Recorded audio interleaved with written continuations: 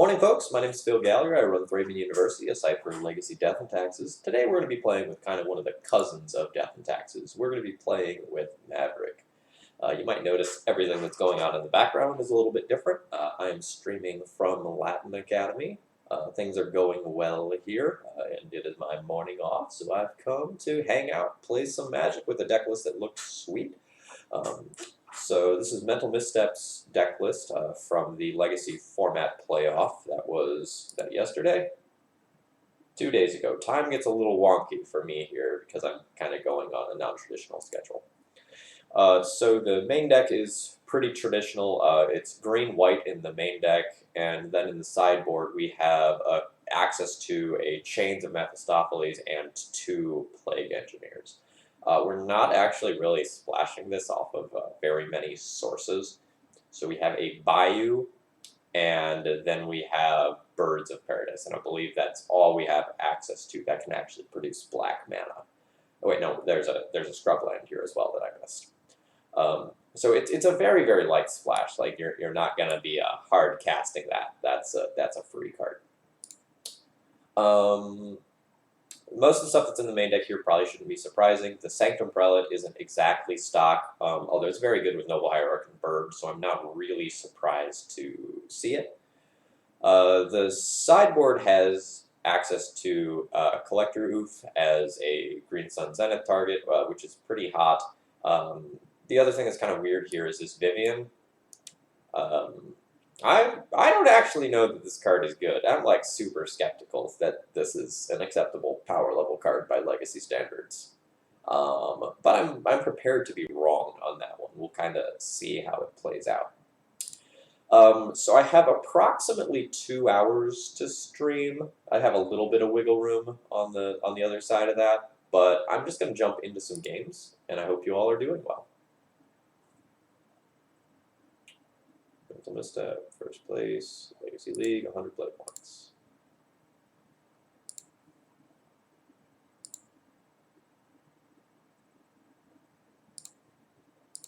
Sorry, I'm just kind of like double checking my settings to make sure everything looks okay. I moved the stream setup, so like all my settings are still fine, but you know, there's a lot of cords to plug back in.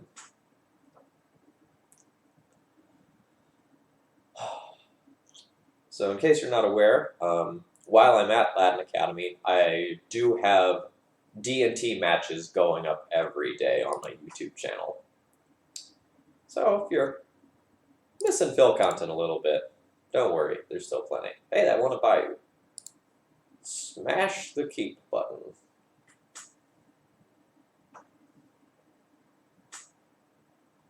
One lander with double mana dork is absolutely acceptable.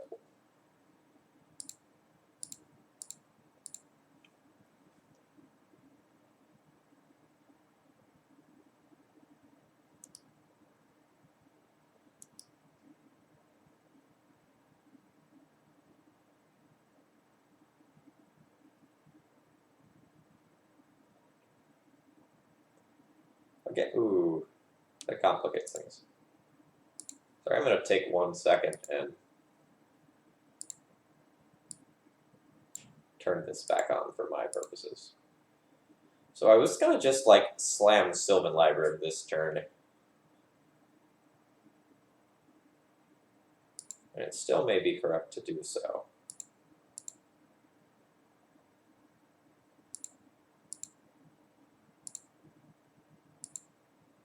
I think I'm just going to play out Double Creature this turn.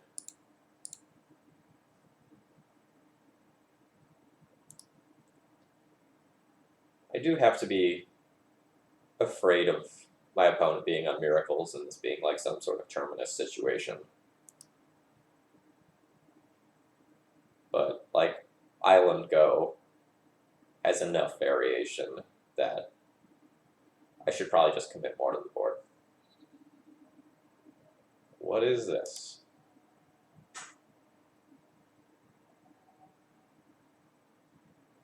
Okay. So they get to look at the top 4 cards of their library, and when this thing dies, they get that card. Well, for those of you playing along at home, I have no idea what this is. Would love advice.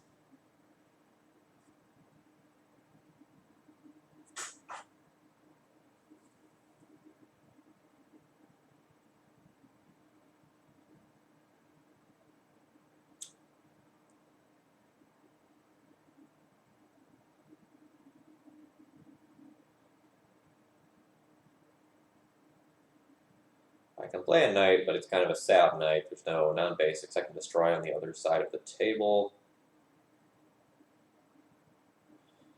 I think I'm just going to continue to commit cards to the board and figure this out. Or, well, I should probably say while I figure this out. Not blue.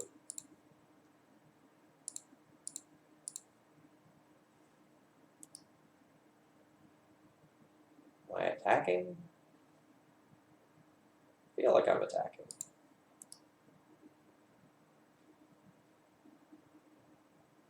None of my individual creatures are actually all that valuable. I also don't really think my opponent can go like double removal spell and remove both of my moms. If they spend resources killing these while I have library on the table, that's fine for me. A shardless agent. So are you just going to be like mono value deck?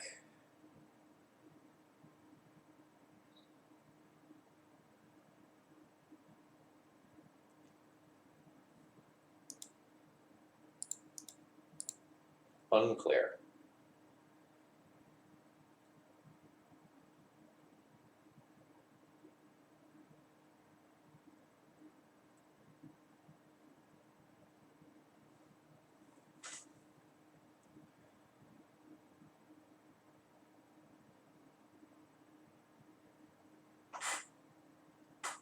I really want the lands. The green sun's fine. I'm going to take at least 4 here. I don't know that I need to take 8. So let's put one of those back. Let's keep one of those.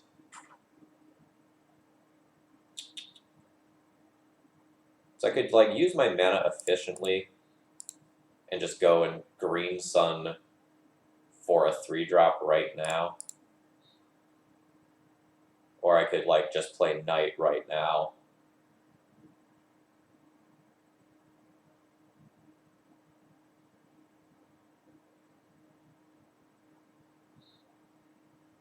And just prepare for other things that are going on.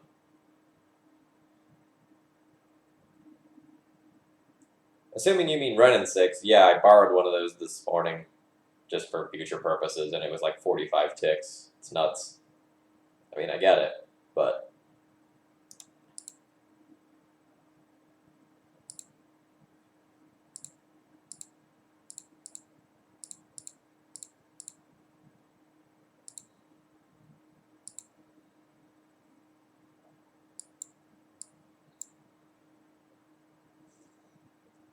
I think since I still have so much to do with my mana, I don't need Tireless Tracker. And I'm just going to like pull a knight out of my deck. I know they're small right now, but I think they're going to get big quite quickly. Yeah, so I'm pretty busy at Latin Academy right now, so I didn't have a chance to like delve into all of the results from the format challenge. I essentially like pulled up the top 8 to look and see like, is there something from today from those deck lists that I actually want to play. Yeah, so my opponent's deck looks like it's just like mono cantripping dudes.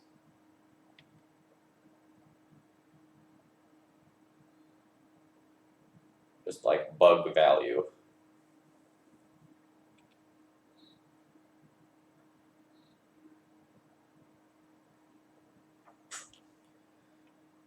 I also kind of feel like they should be attacking with this Watcher from Tomorrow. Ooh.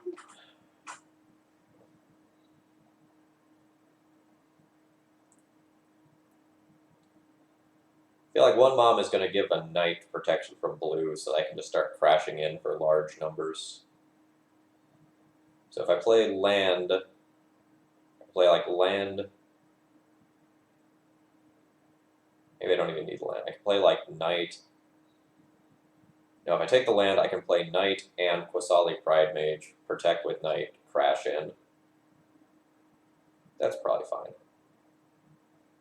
Do I need to take more damage this turn? Need is a strong word. Do I want to take more damage this turn? Maybe.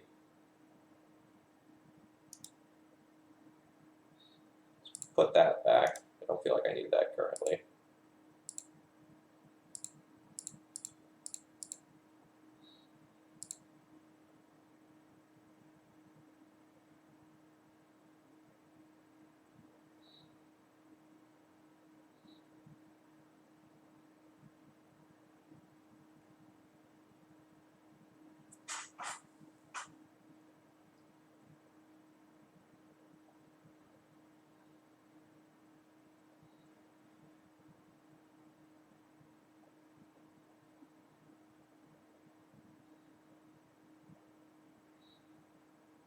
Force pitch a click. Okay, now is there a world where I just want to make the knight bigger this turn? Because I can like sack the plains, fetch away the Swords of Plowshares that's on top of my library, play another knight.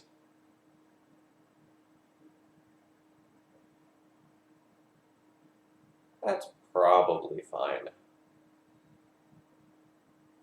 I kind of wish I knew if my opponent had a combo finish. Like, I don't know if they're going to be like a food chain or a Lauren deck or something like that. I don't know how quickly I need to clock them. I can play Pride Mage and just attack for 5 and probably have my opponent on a 3-turn clock. Maybe that's just better.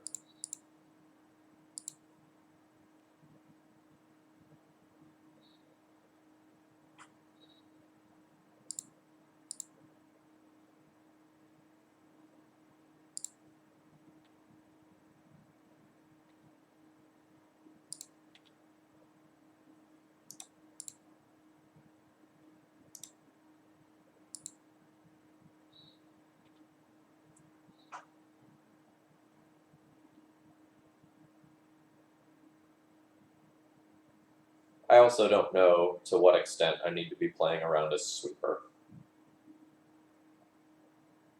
Like, my opponent just has all of these disposable bodies, so it is possible they do just have something like Toxic Deluge in their deck.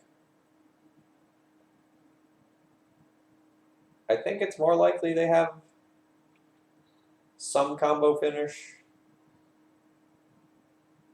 But they like haven't really interacted with me really at all.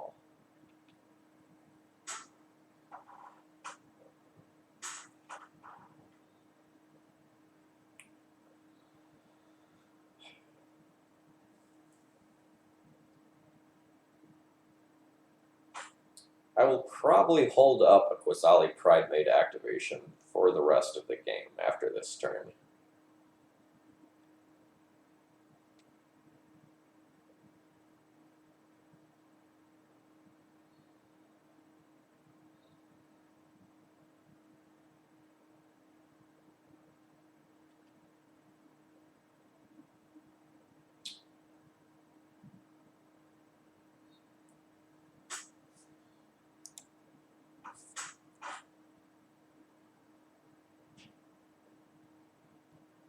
Is this card actually good?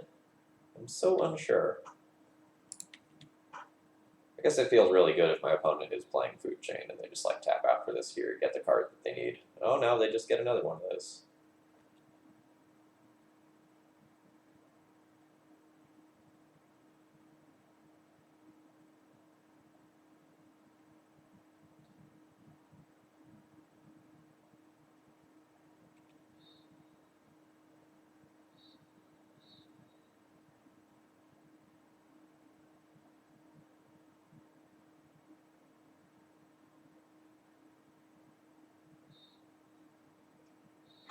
Yeah, I'm not giving you that card. I'll take that damage. That's fine.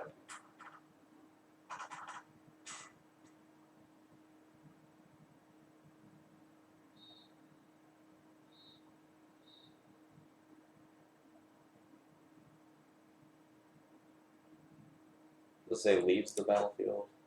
Leaves the battlefield.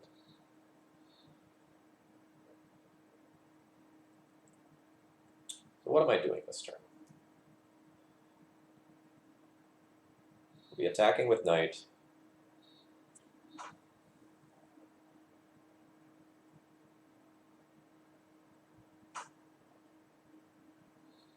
Should look at my utility lands real quick, actually. Cradle. Cradle's interesting to think about. If I get Cradle, I can produce 6 or more mana very, very easily. So it may be better to not attack with Knight this turn and then do a whole bunch of other stuff. Like I can make 6, 7, 8, 9 mana.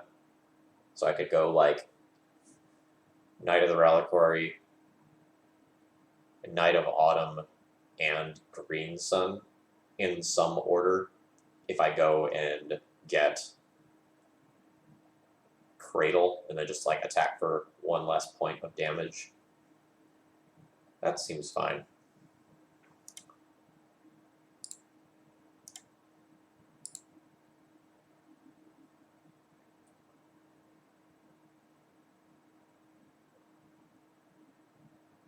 I also need to like just think about not accidentally dying next turn as well. So this is my white, this is my other white. If I do this with Cradle immediately, that's 6, 7, 8. So I could Green Sun for 1, do this all, and leave up Qasali Pride Mage activation in case my opponent is Food Chain and I need to answer that immediately.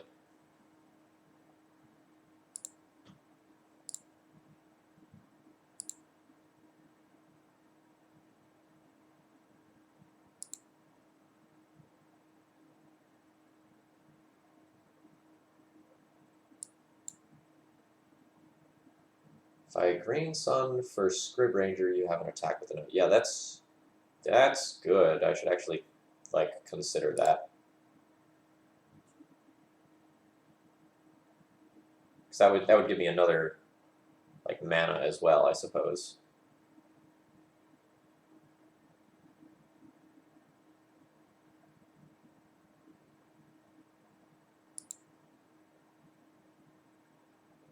Can I do this without tapping this? So like this. This still leaves me with 2 white. Yeah, so that's fine.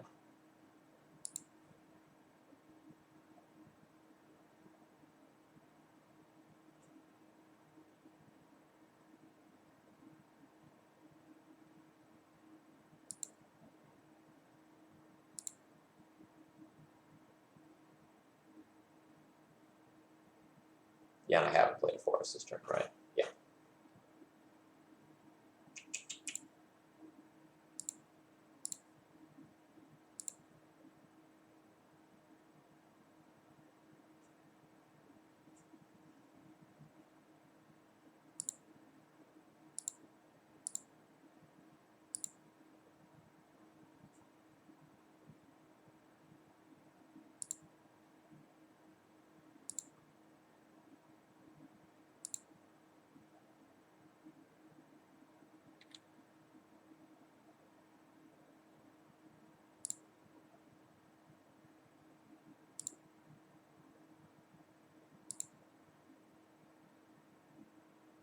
Isn't it just safer to get teeth? I don't really know what I'm supposed to be playing around. Like, I don't know what my opponent is doing.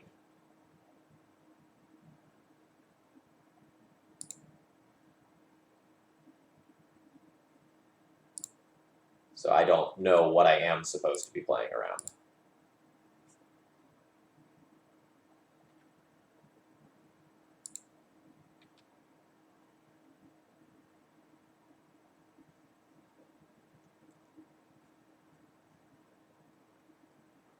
I think it's Food Chain, not Allurin, and I'm playing around that with holding up Qasali Pridemate activation, but I'm not 100% sure.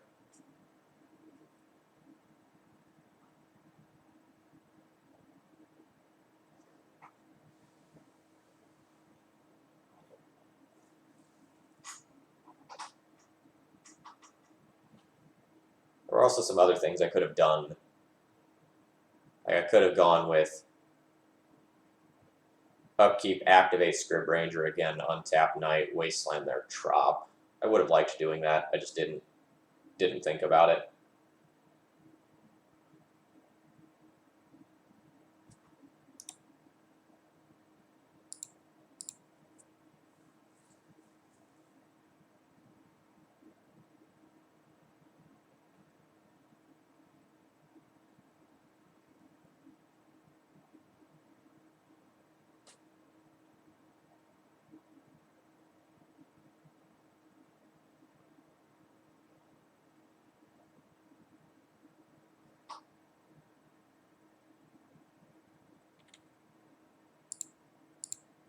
Well, this can block that.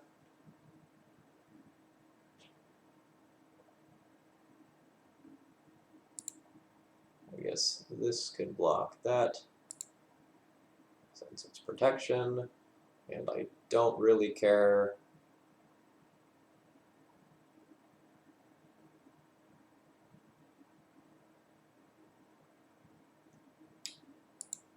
Actually, you know what? I'm gonna do something that looks kind of weird. I'm gonna actually just like throw away a body to that, so that Toxic Deluge can't be an out to get my Knight off the board.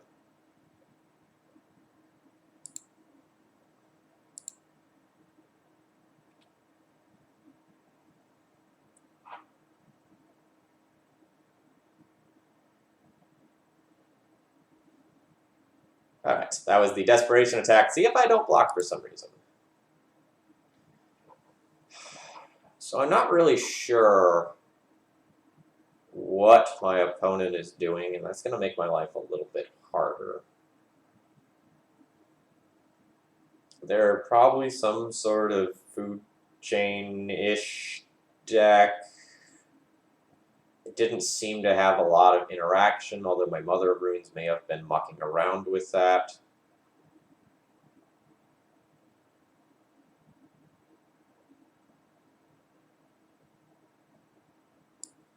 This seems fine. This seems fine. This is maybe okay. This is maybe okay. This is maybe okay. Chains is probably fine. Doesn't seem like they have wastelands. I had not considered that opponent's deck might just be bad yet in my evaluations. That did not come up, but you might just be right. Against all the value creatures, Swords to Plowshares seems to have limited use. Getting Baleful Strikes out of the way is cool and all, but hopefully, like, Mom and, like, the First Strikers and Thalias and my swords can, like, help make that less of a problem.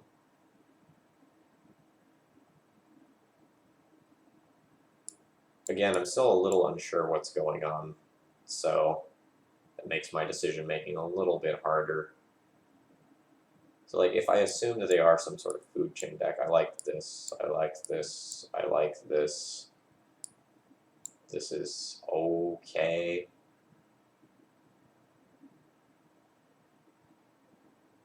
I'm pretty sure it's Allurin. If it's Allurin, Plague Engineer is good. Sure, I could buy into that.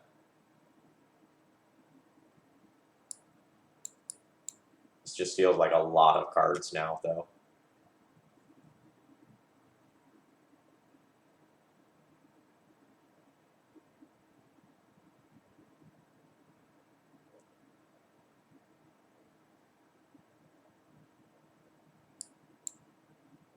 Just maybe do a little trimming rather than cutting.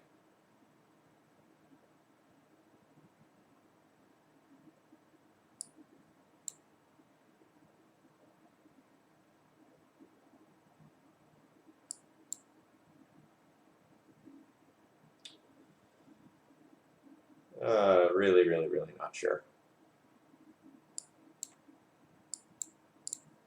That last card was wrong, but I was running out of time.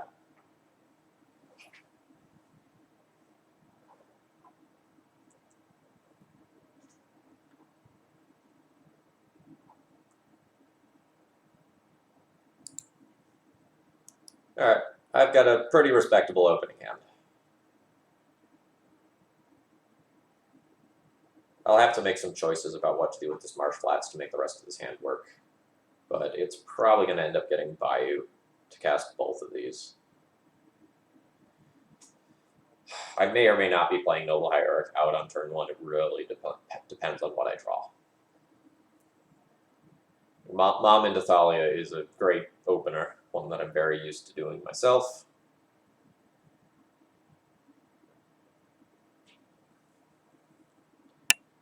But like the Mana Dork on turn 1 is so powerful. Thing is, Thalia on turn 2, also pretty strong choke. Well,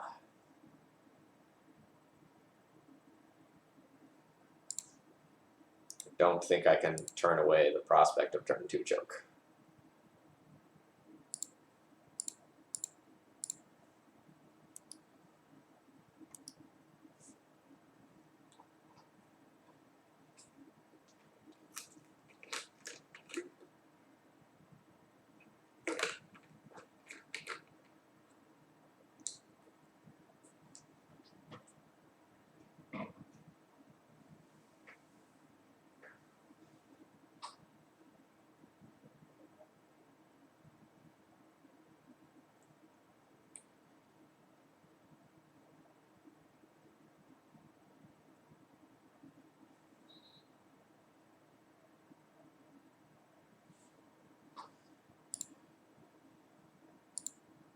Show me Force of Will. Nope. Good game. Well played.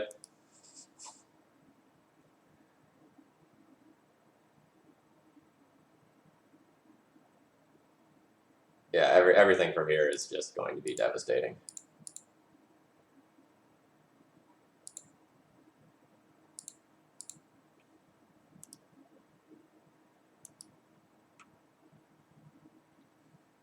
So I heard you like Rashatenport. Well, what if we had Rashatenport, but it worked on all their lands? Every turn. Forever. Also, I don't know why they didn't attack with the strikes. I'm just going to like crash in with Thalia and that his first strike.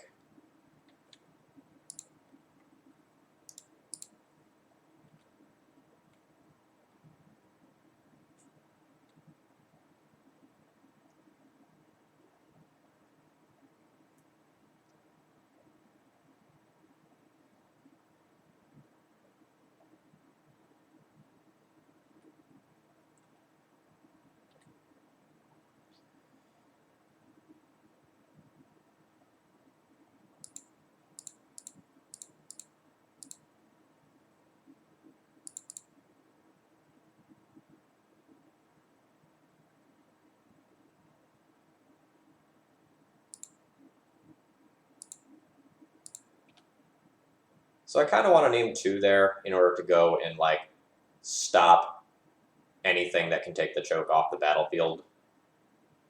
But doing so shuts off some great cards that are in my hand.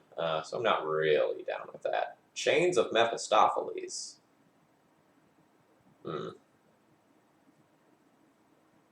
Combo? Question mark.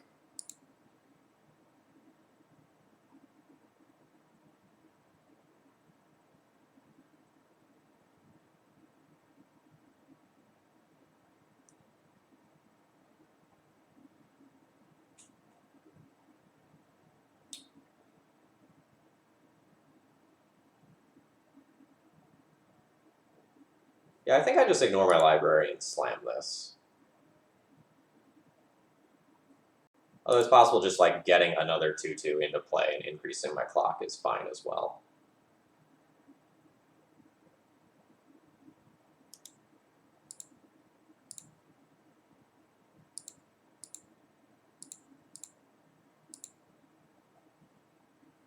It's a bird, right? Bird.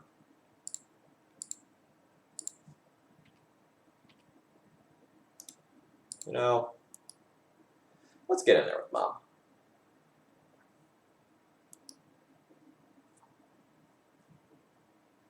Yeah, Boogie. We have everything. Opponent has nothing. You know, what are they gonna do?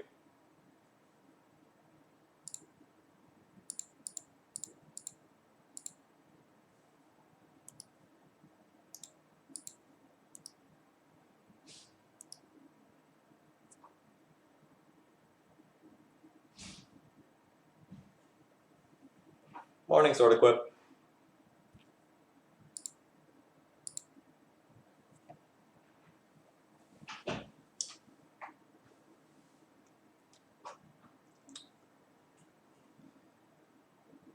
So I guess the idea with the hideaway guy is that you play it out in the early game and it can just kind of like sit there, you know, maybe trade with something, give you a card, and then once you have your engine going, since it leaves battlefield play, you can just like bounce it and then get the card immediately. I guess that's the idea that's going on with that. I see now.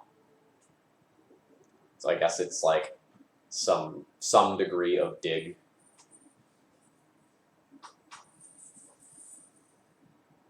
I don't know that it's like necessary.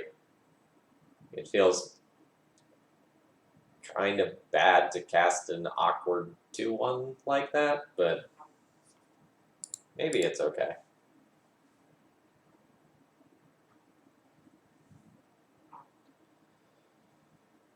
So we have Hierarch into Knight. That's fine for an opening hand, and we have some degree of interaction in Swords of Plowshares and Wasteland.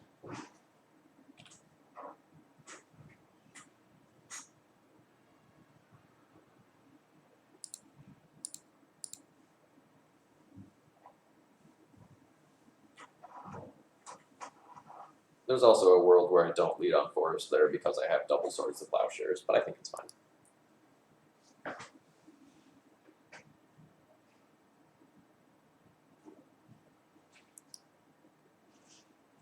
Will we get another bad D&T stream with the Pro Black guy and brought back?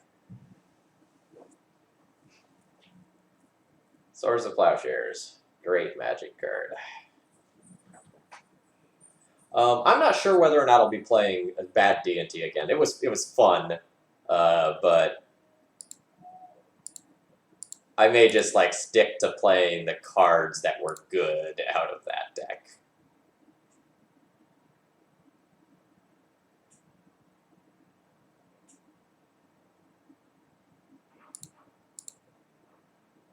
Note they're totally fine with playing out the Savannah into their Wasteland, given that I'm making the board much more threatening. So if they spend their turn, say, like, bolting my mom, wastelanding me, you know, when I'm already going to be, like, ahead on the Mana War and ahead on board, I'm totally fine with that. I had bad D&T with Moat and Jailer and Ancient Tomb. I mean, I've played all of those cards in D&T separately, and they've been fine together. Who knows? So I've got like the daily D&T videos that started going up on YouTube yesterday. There's going to be some really cool sort of truth and justice moments in there. That card's actually good. I enjoy that card a lot.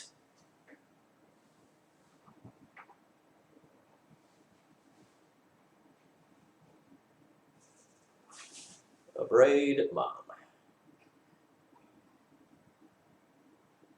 Sword of Truth and Justice is probably worth a sideboard slot, yeah. It's quite good.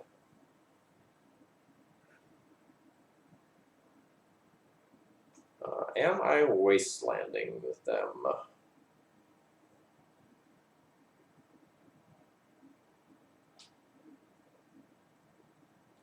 think this is slightly awkward. Because if I use either Waste or Windswept Heath, my Knights are going to be 3/3s. Dr. Bill, I love you. You know that, but I needed to say it.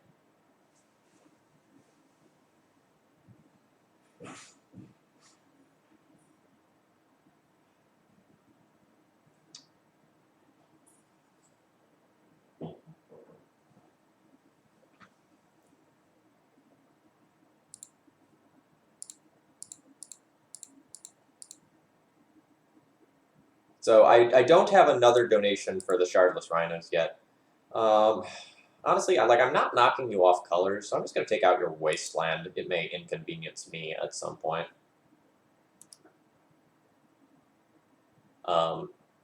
So I have received a couple of donations recently, but they're to keep the daily D&T going. So ooh, it is Grixis. I've received a donation to keep the weekly or daily D&T stuff going for like 2 more weeks after what I'm already doing. Vapor Snag. All right. Scavenging Ooze is actually pretty great against that.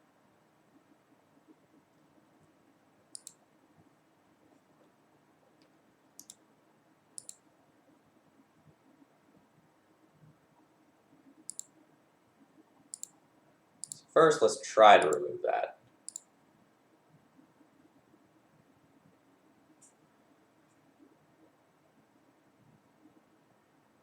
Am I playing into Daze? I can just play around Daze.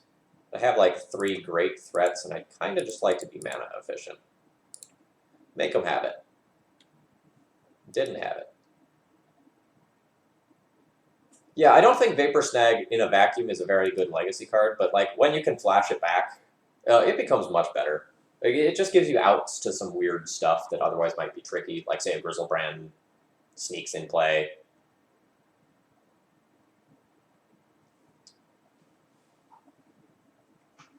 And opponent has a high density of must-answer cards. Like I've taken out 2 Arcanus and now a Bob's on the table. So this may not be like exactly Grixis Delver. There may be some degree of nuance there.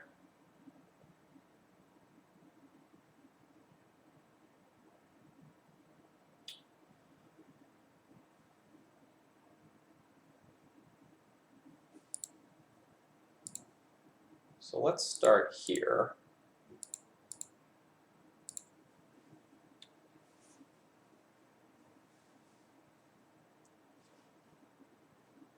So I could just like Wasteland them, activate Night, Wasteland them,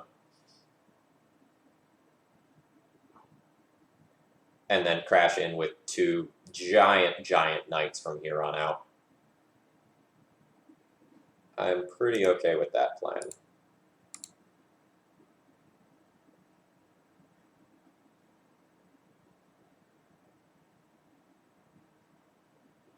Although it is possible I'm just supposed to crash in here and hit for 6. If I hit for 6, it puts them to 14. Then I might just kill them between like the next turn of Night hits plus Bob activation.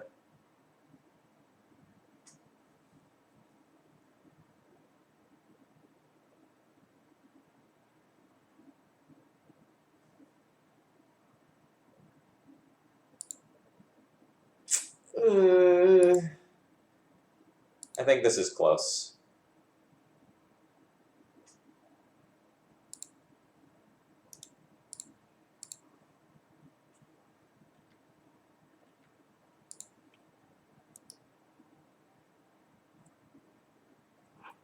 Hey, do you want to trade Bob for Noble Hierarch? No?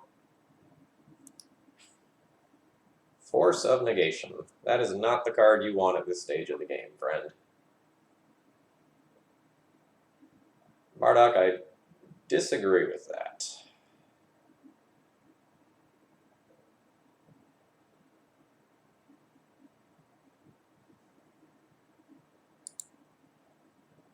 So our opponent seems to be some sort of Grixis Delver to mid-range deck. Like, we didn't see Delvers, but we saw Wasteland, we saw Force of Negation.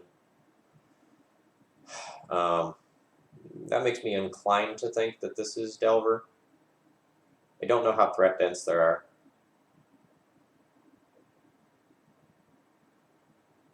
But it might be something like 4 Delver Bobs, Arcanist, and then maybe a couple Young Pyromancers or True Names in there as well.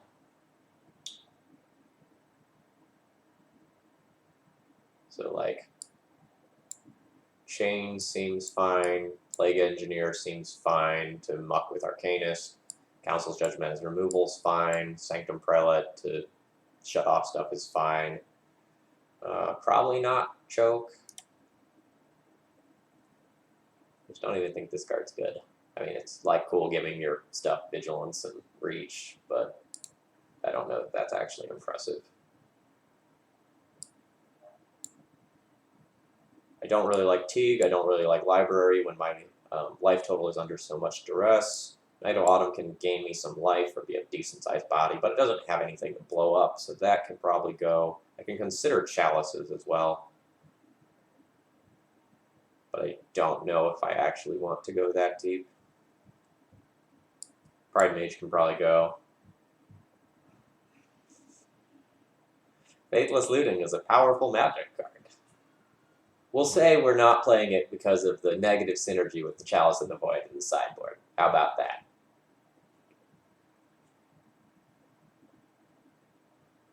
And I need to cut one more here.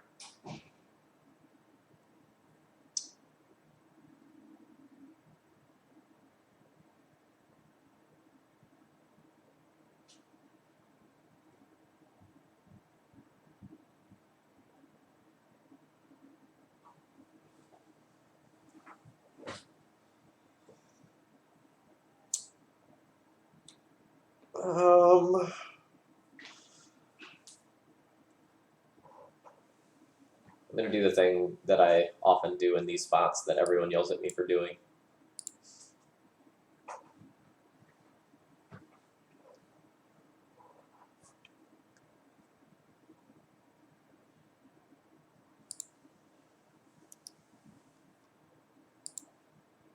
Should probably like check Dreadhorde Arcanist's creature type.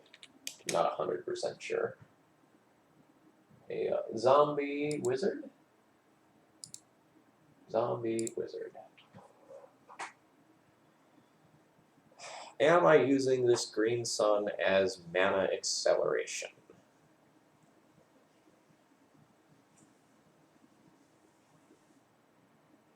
If I do, I feel like it just gets bolted. Is that fine so Athalia doesn't get bolted? Unclear.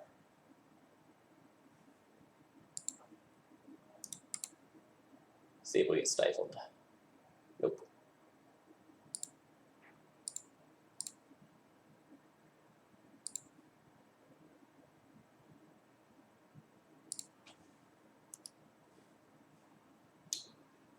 So this is really a medium power green sun for probably exactly this reason.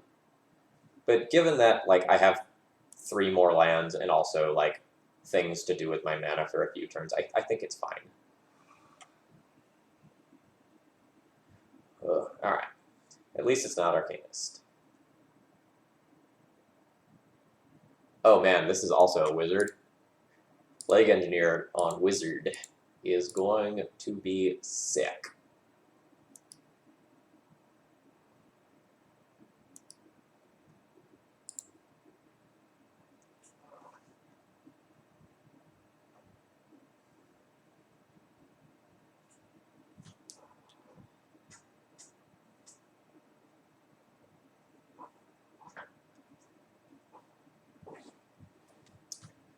I wonder how good the Bobs are,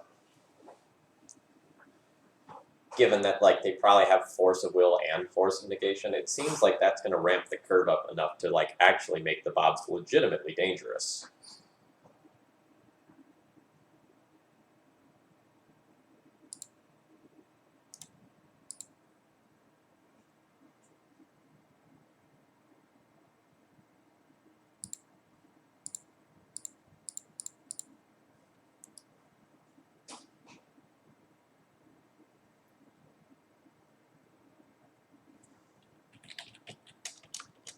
Wizard.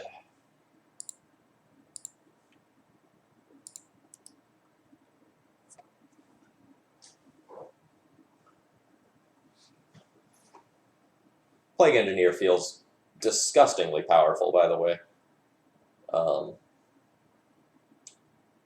This is one of my first times playing with the card. I think I did like one other random league with some deck that had it in it. The flexibility is very powerful, and the fact that like it gives you a death-touching body to boot is so big.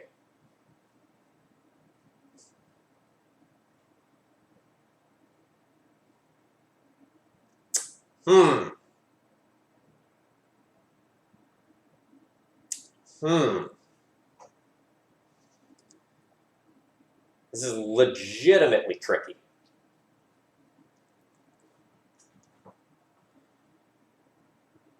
I think I'm supposed to keep the Plague Engineer. I think it just like shuts down a huge portion of their deck. Like the upside of keeping Thalia is that I have Thalia Caracas. But until Plague Engineer is answered, it's absolutely obnoxious.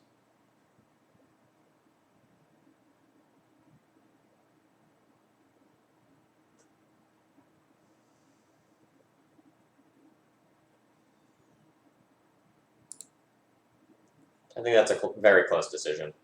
I'm going to lean this way. If Plague Engineer gets this sword on it, it's so good. So I'm going to hope to draw a Wasteland and like waste them off of red to just like decrease the number of outs they have to this sucker.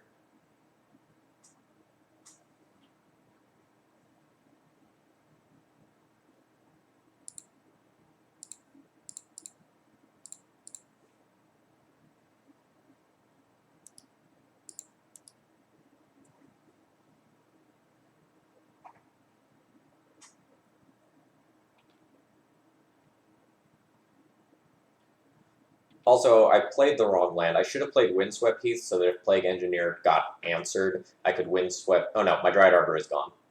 I take it back, I take it back. I played the correct land. But to finish the thought, if Dryad Arbor wasn't already in the graveyard, I should have played Windswept Heath so I could like fetch it end of turn and then like get a sword hit in.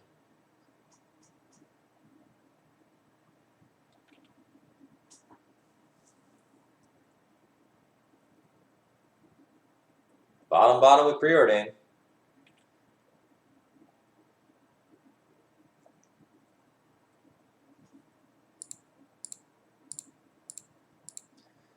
Does it work? Oh, baby.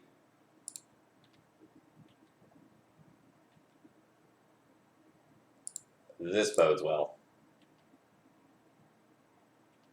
Oh, nice.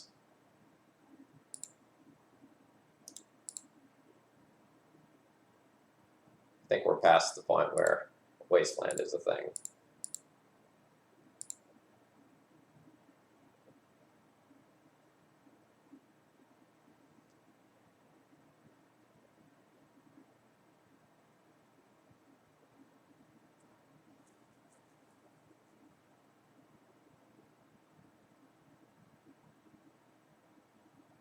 Force Pitch Daze. Well, now that a daze is gone, let's ram this into it. So, opponent is in a very, very bad spot. It's possible to get out. Push the mom on the way out the door. I respect that. Yeah, my choice feels very rewarded there. Like, you know, I can't tell for sure what they had in hand. You know, it could have been things like Force of Negation that weren't particularly great or something like that, but it kind of feels like they had some wizards. So, just future information to log away. Plague Engineer on Wizard, very good against a deck running that creature suite. Or similar ones, right? Because, like, Lavamancer's a wizard, and front side of Delver's a wizard as well. So, like, you really wreak havoc on the creature base. Snapcaster, too, if that's in the deck.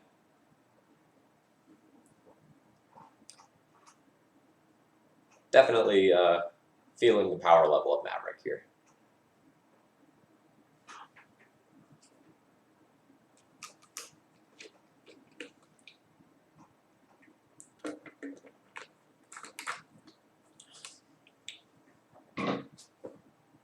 Oh yeah, I've been so impressed on Plague Engineer.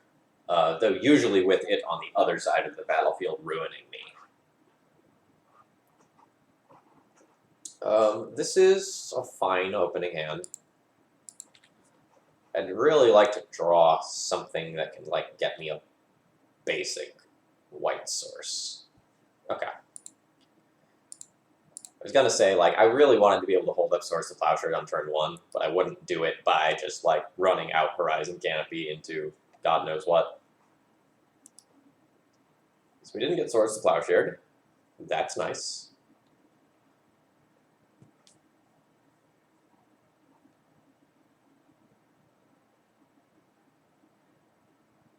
Mirror match. Probably mirror match.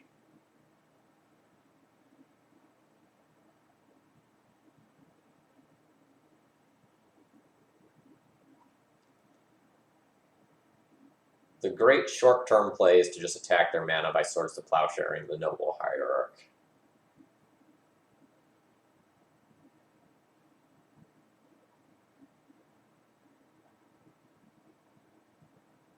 But it is possible that I should just save it for the things that they're going to play off of the Hierarch.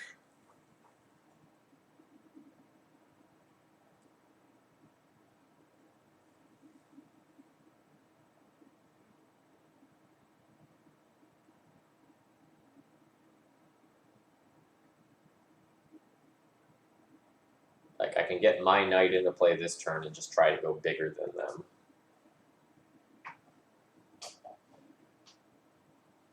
Like, just start growing my Knight. Source Plowshares their Knight. Like, Scrib Ranger, keep activating Knight, churning through lands.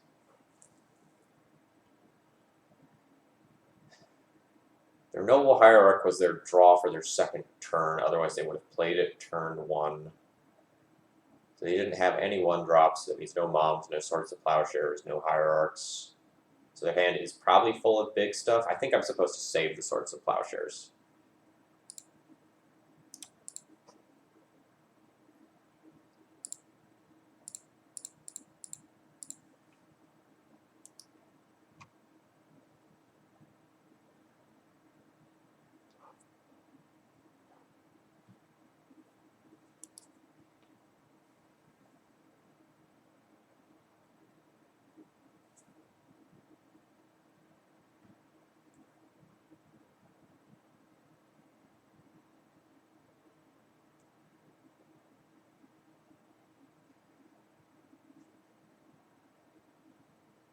Your Wasteland does not scare me.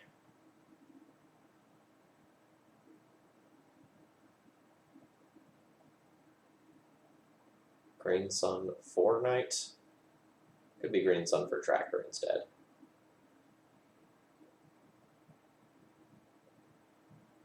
That will get promptly answered.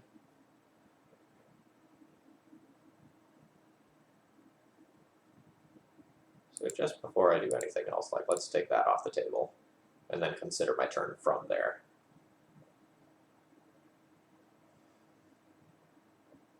I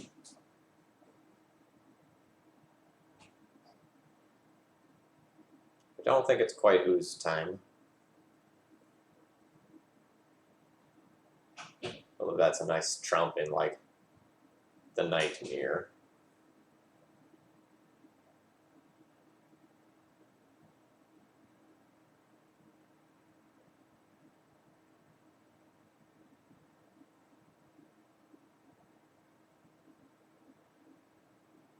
I think I would like this. Okay, so I could just have 1, 2, 3, activate Knight, have a 4th mana.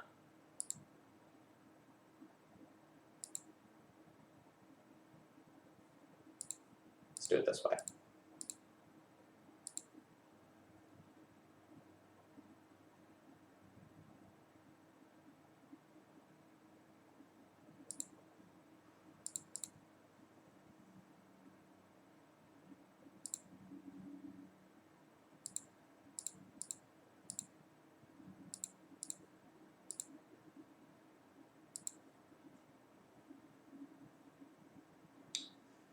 I'm not sure if I'm supposed to get just another knight to have another just gargantuan creature, or if I'm supposed to get the tracker. I'm going to get the tracker. My opponent valued that pretty highly, and so I'm going to as well.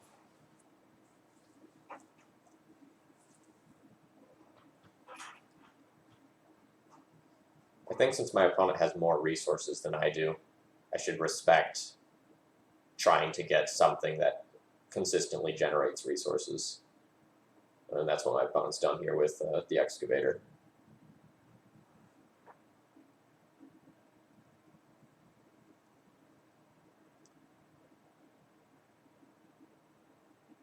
That's not actually all that scary since I have the Pride Mage.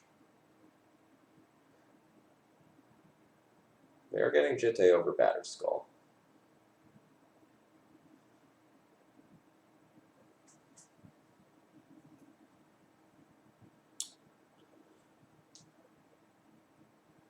So I think I'll be working on just trying to close out this game.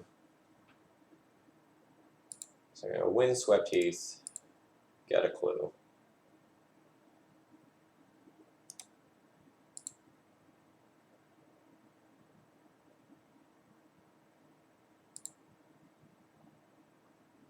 Get another clue.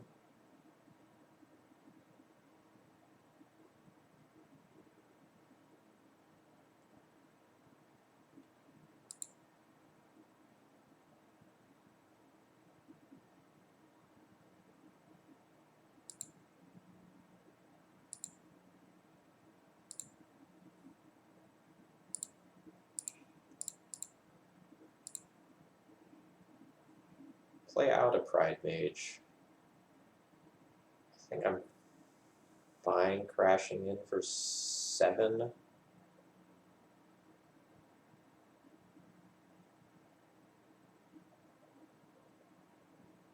can actually make it more than that with Scrib Ranger.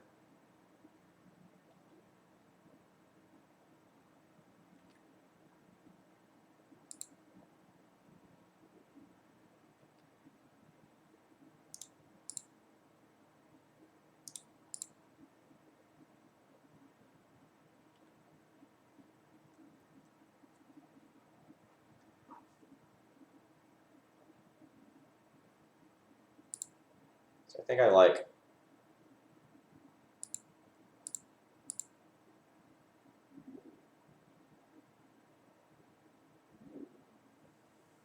slashing in Scrib Ranger.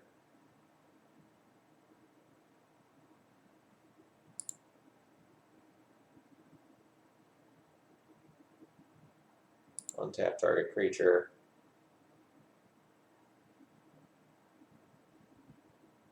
Turn a forest to my hand.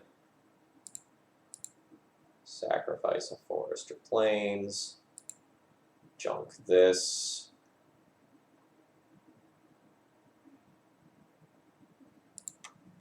Get a fetch land, trigger that. Derp, derp, derp, derp, derp.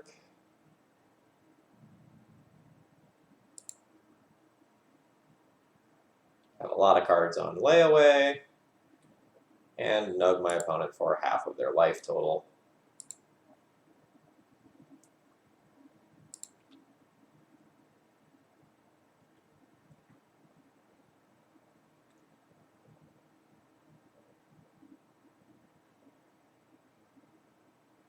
And we get there.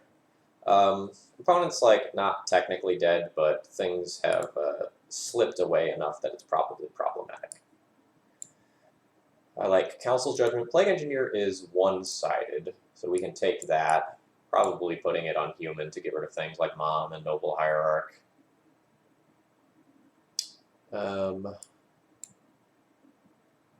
Unsure about this. Like, it can be relevant. Walked Airplane, thank you very much for throwing your Twitch Prime support this way this month. I really appreciate it. Praise be to Thalia. Enjoy your emote. I guess this is fine. Like, giving your Knight's Vigilance is kind of big game. But we don't really have that many cards for the mirror. So, like, I want to take this out. I want to take my Teague out. I'd like to take some number of Thalias out, although it looks like a bunch of them are going to be staying in.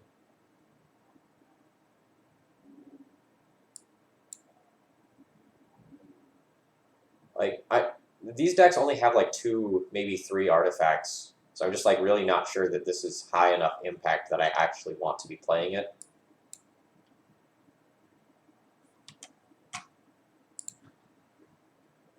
Chef Dylan, thank you very much for following. I hope you're enjoying the content.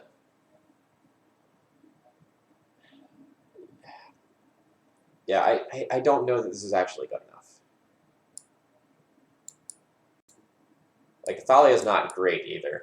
Like, there's Caracas in the deck. The other creatures get bigger.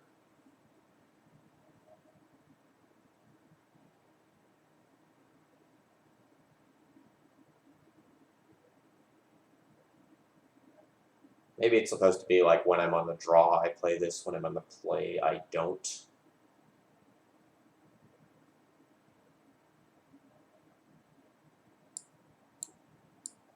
I can see that making sense.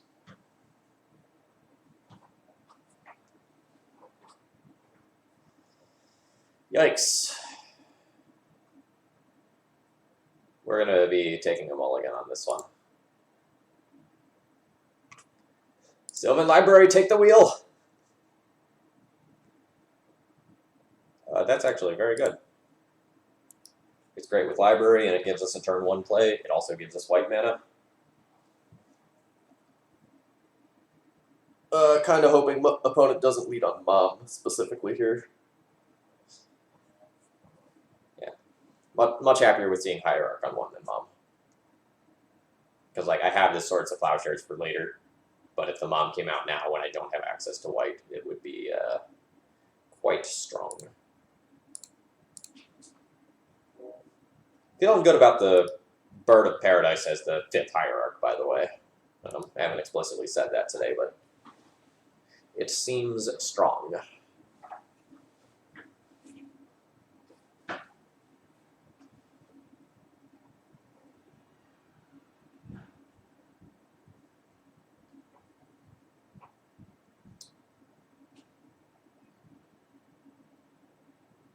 A Jitte, you say? Well, I'm not stopping that right now. I can nug the creature it gets equipped to save my bird. But I don't have long-term answers.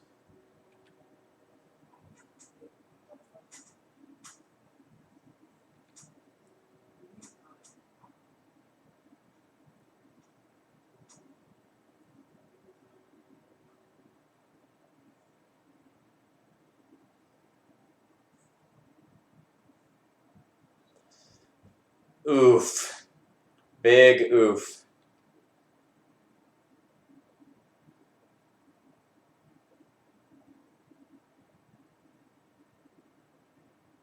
Opponent has a source of card advantage that is arguably better than mine now.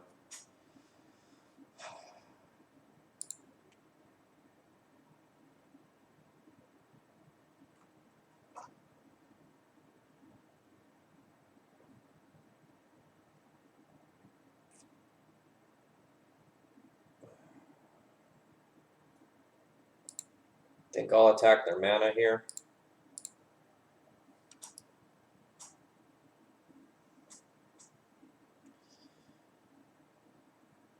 This is especially devastating because that was only that was also my only source of white mana.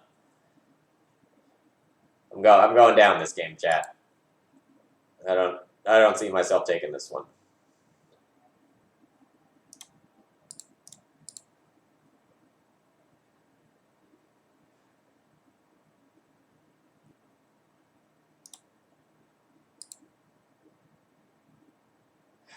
To get deeper, I'm going to pay life for that. I really don't want to and probably can't actually afford to. Also on the list of things I can't afford to do, Wasteland.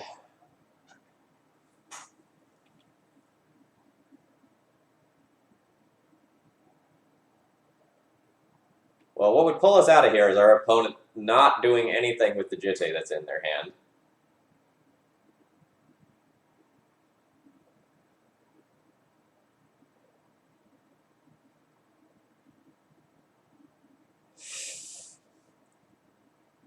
I'm just gonna save us all some time. I don't think this is happening.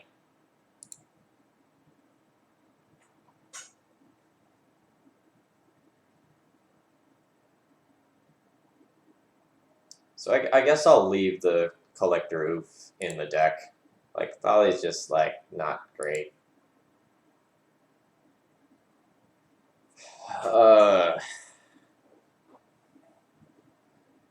Green Sun for Arbor, then not really have anything else, or play a super slow game. That's probably not good enough. I'm gonna ship this one.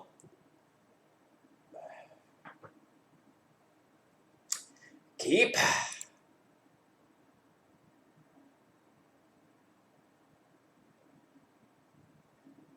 Well, that land could go on the bottom.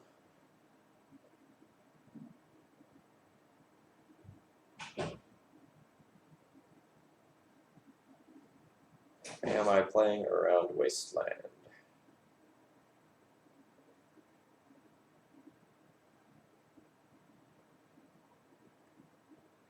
Yes.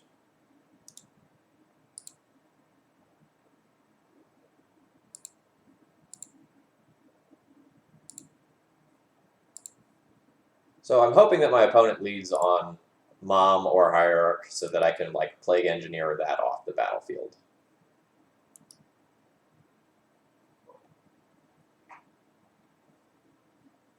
It's the best sort of thing that can happen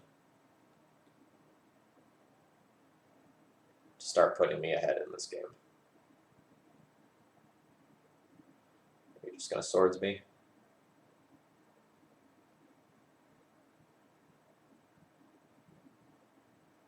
Because I'm trying to protect my colors that matter. The Bayou needs to hit play exactly for one turn to cast this, and the Dryad Arbor is, like, bait, right? Like, that's bait for Swords to Plowshares or Wasteland.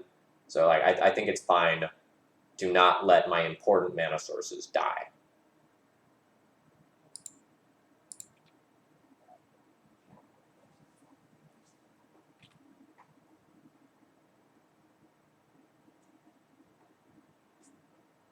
Don't Stoneforge me. Grr.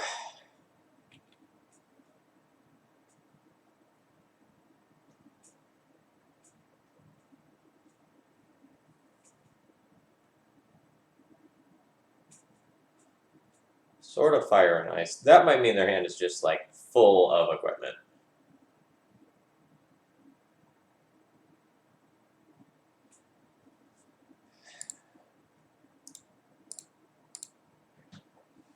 I do not feel good about my current position.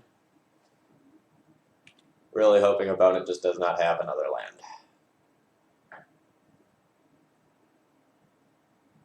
Well, so much for that.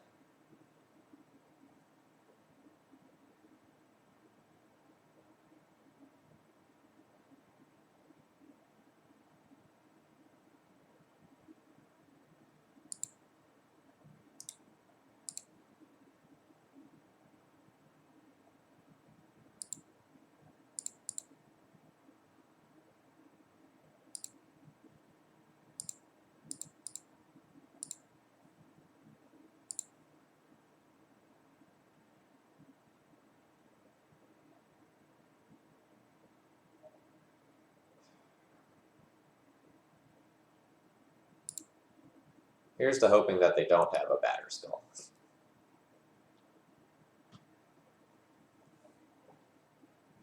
Or I guess another Source of Plowshares plus land.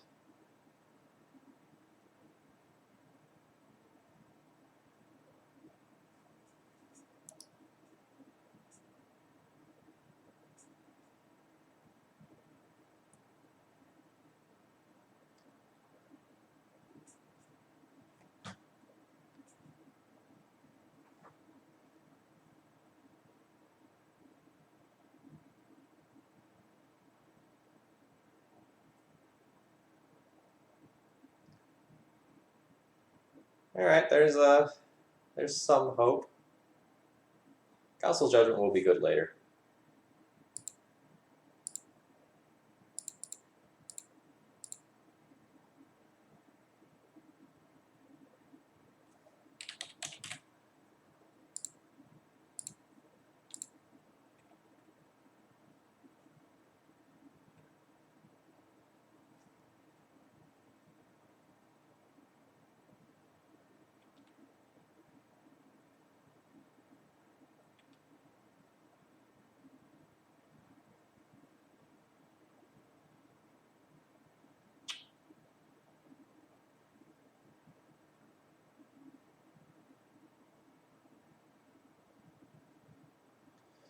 This jailer is really breaking this mirror apart.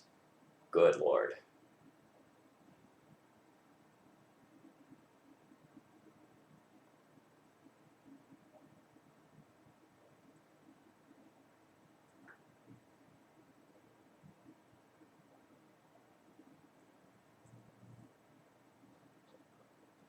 Oh, that's bad. That's bad. Now I have to trade my Plague Engineer for the Stoneforge Mystic, which is not something that I want to do. And then be left with no creatures. And it's not like I can not accept this trade, because then like the Stoneforge would just shock it.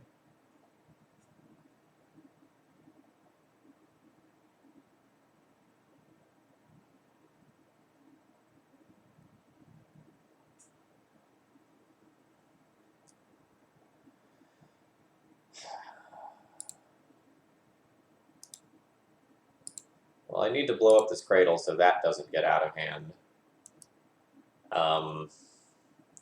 But I don't really think I can come back from the current board. I'm going to take 7, 8, 9, 10, 11, 12, 13 this turn, assuming they attack with both creatures. And they're going to draw a card.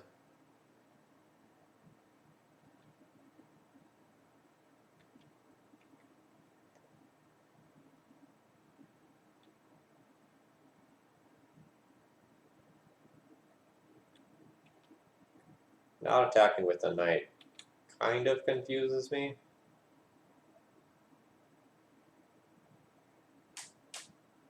But I'm not going to complain. They may have some utility land. But that makes this worth it. Like they're holding up fetching a Maze of Ith, for example. Oh yeah, this is unwinnable, but at least they didn't attack with the knight, right? So I'm not just like dead. Just super sad.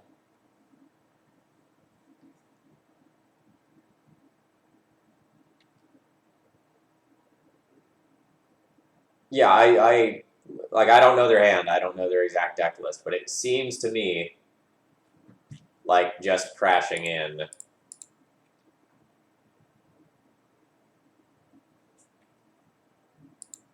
is better than anything else. But I guess I'm still probably just dead the next turn anyway. Like I can get a Dryad Arbor and chump block, but I think the damage has been done here. I'm gonna scoop that one up. All right. We single-handedly lost both games to Palace Jailer. Card's very, very good. I do wish that I had access to that in this deck list. Maybe over this like garbage card. I'm perhaps not being fair to this card because like I've never put it in play, but it does not look anywhere near as powerful as Palace Jailer to me.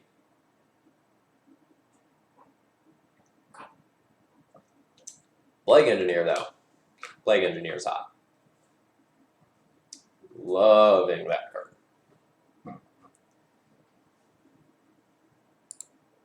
Nope. Okay. Here we go.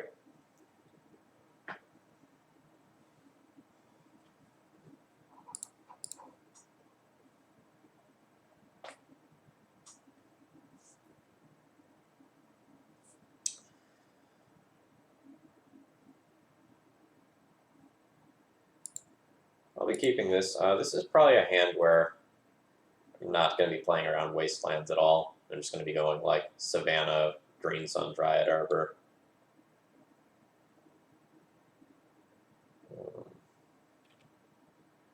May have changed now.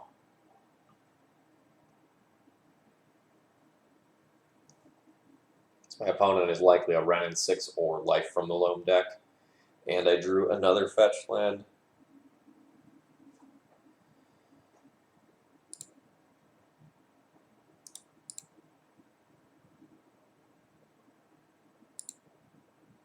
I am still going to try to convert this into mana acceleration. because it represents like really 2 bonus mana, 1 for Dryad Arbor and 1 for Cradle a little bit later on. But this may just get like Punishing Fire right now for not a particularly good amount of game.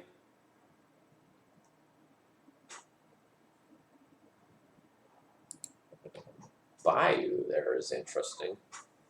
Is this actually a Depths deck?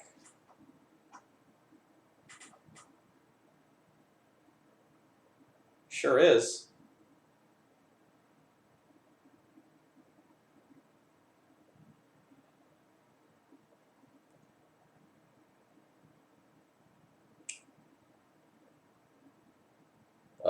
Plenty of lines available to me this turn.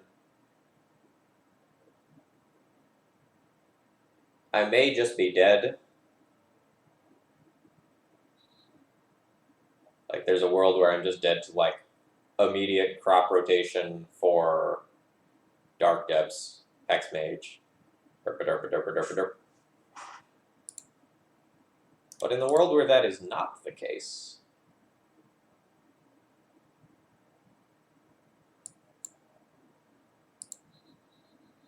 I think the best line is to play out the Knight.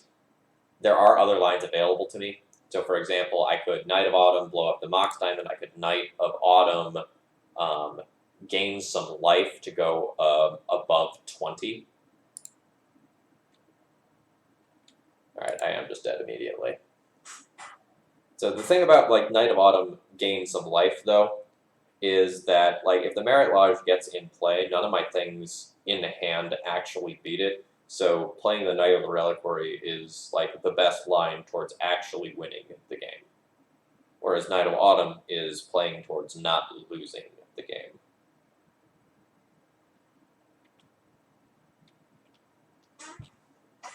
So no regrets on the line. So, like, say we had, like, plain out Knight of Autumn. You know, we draw a card, there's 20/20 in play, and we promptly die.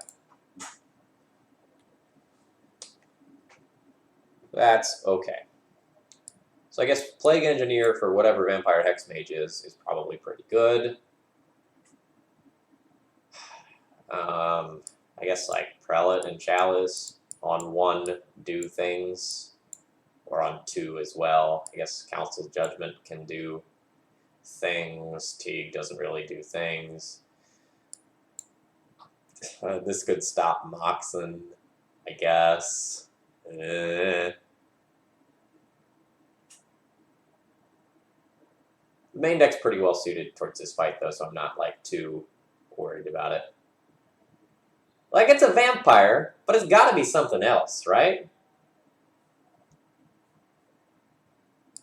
All vampires are not created equal. Vampire, Hexmage.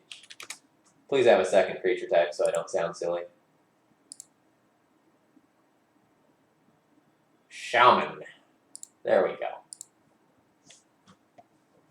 Alright, so Mom plus Scrib Ranger does things. Gaddock Teague, not so good. Stoneforge Package is pretty medium. Ooze is pretty medium. Pride Mage Knight of Autumn, kind of slow.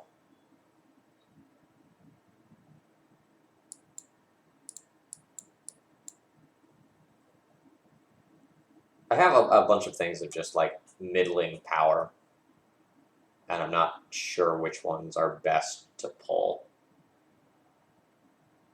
Oh, I've been got by right of consumption before. I'm very much aware that that's a thing.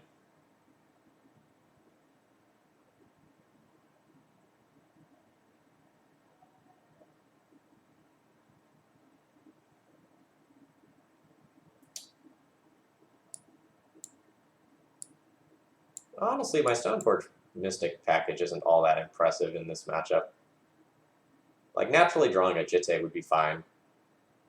But I don't know that I want to, like, spend 6 total mana to just, like, start picking off some smaller things.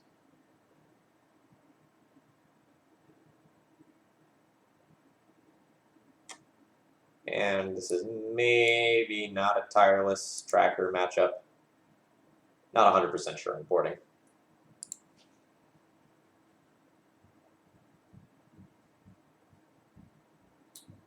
I will be keeping this. I have like 2 pieces of early disruption plus like the big thing that I actually want in the matchup in Knight of the Reliquary.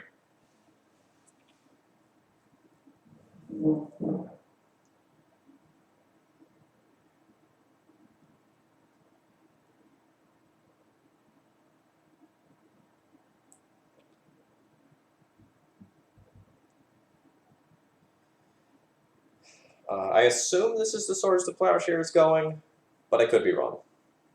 There's worlds where it is just Thalia instead.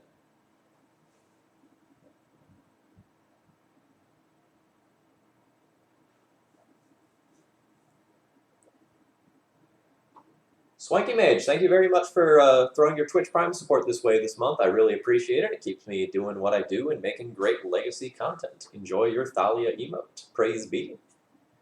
And that's 2 new subs today. That's awesome. Makes me very happy. Also, I almost default responded in Latin because that is my life right now, and I caught myself. So for anyone not aware, I'm currently teaching a spoken Latin course for 3 weeks at Randolph-Macon College. I'm helping some students learn how to speak enough Latin so that they can go and perform like a marketplace activity in Latin.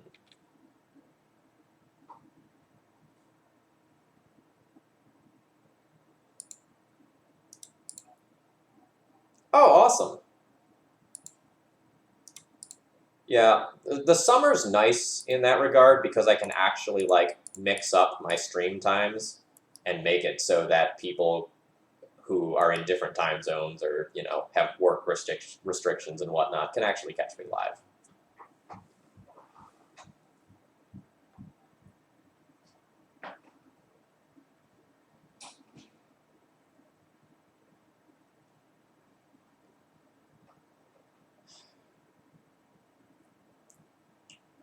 Mox Diamond feels pretty bad in the face of Thalia. Happy about that.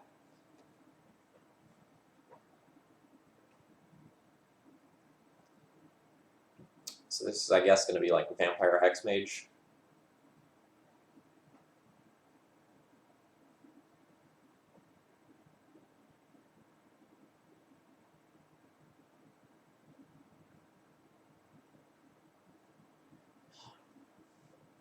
So my opponent knew that I had Knight, and they took one of my 2 Knights. Does that mean that my opponent just like naturally has Dark Depths plus Rite of Consumption? Because that is what currently beats me.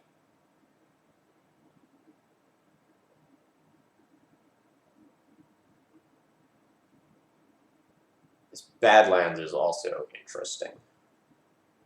Still processing what exactly that's doing. It might be something weird like a splash K command or something.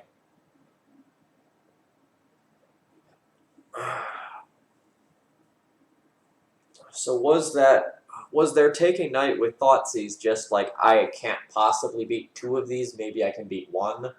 Or is it just an, I can beat this right now if you tap out for Knight on turn 3 through Thalia?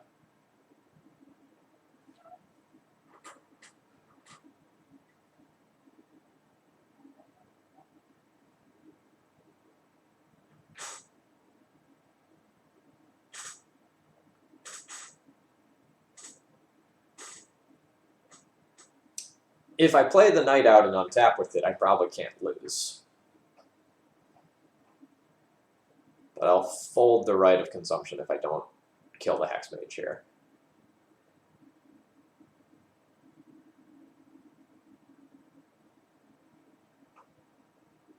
Maybe I'm overanalyzing.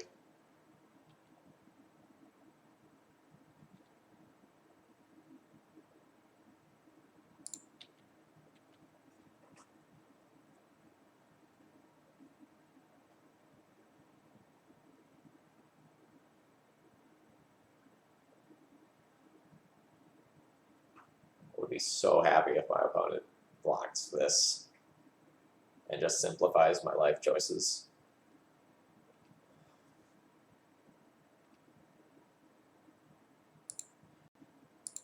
Alright, I accept right of consumption getting me.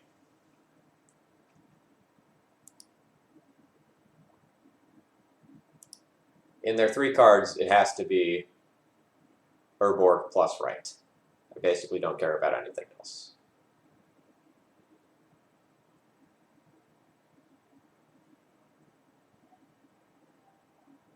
I think that's fine. Also, since it didn't just like snap happen quickly, feels like I'm okay.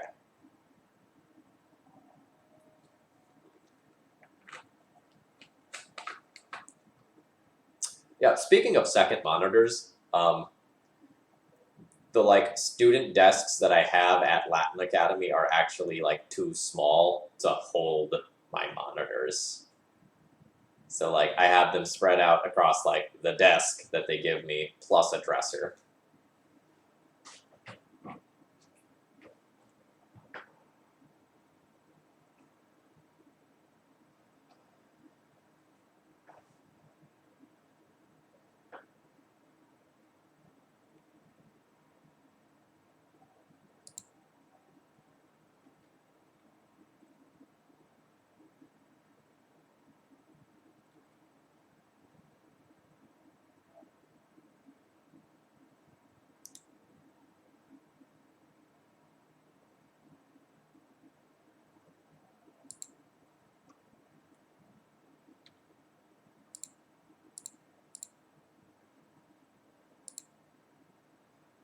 So I need to remove this here.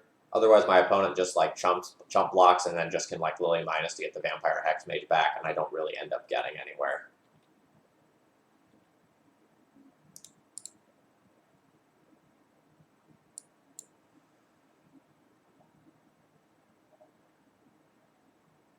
Sanctum Prelate plus a Knight is likely very strong.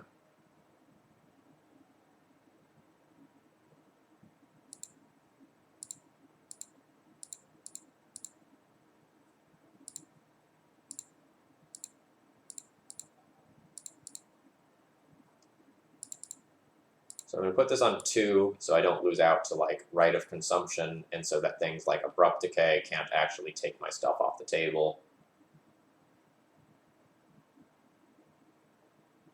And then I think I'm very, very good.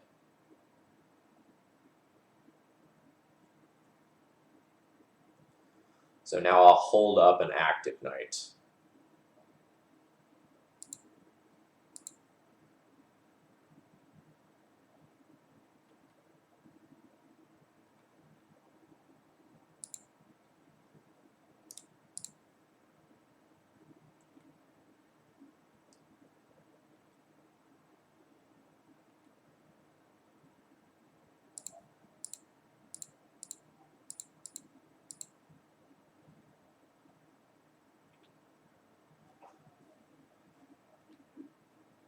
And then do I just have lethal next turn? End of turn I activate Knight, get a fetch land, turn Knights into 7/7s, and yes. Is there anything that I want to change? Do I board this in to give a creature reach? It's only half a joke.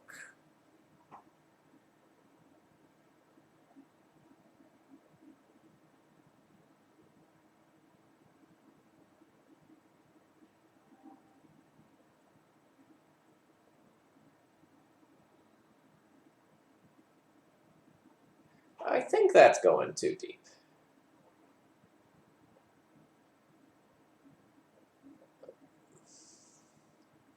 I have mixed thoughts on these chalices. Like, they stop discard, they stop crop rotation. They also stop my source of plowshares. That's kind of big game. Maybe I was incorrect to board those in the first place.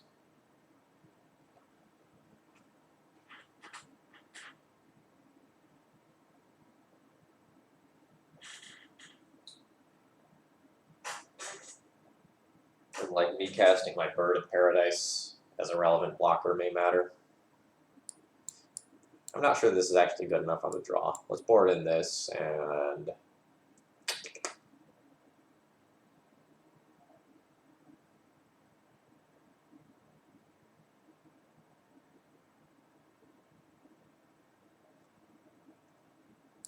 lot of these things are medium.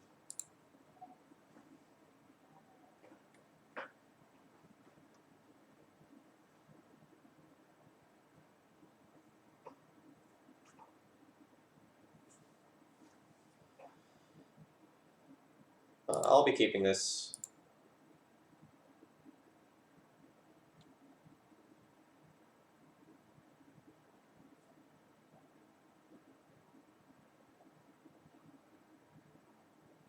I am on the play. I am on the play. My opponent chose not to play first. Huh. Huh. Is that a misclick or is that a tactical choice of the next level? Bog me. I accept.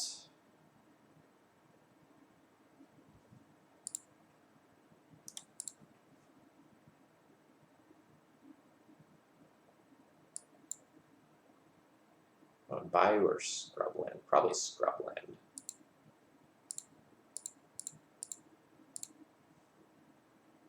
Let's see how my opponent choosing to be on the draw works out for them, shall we?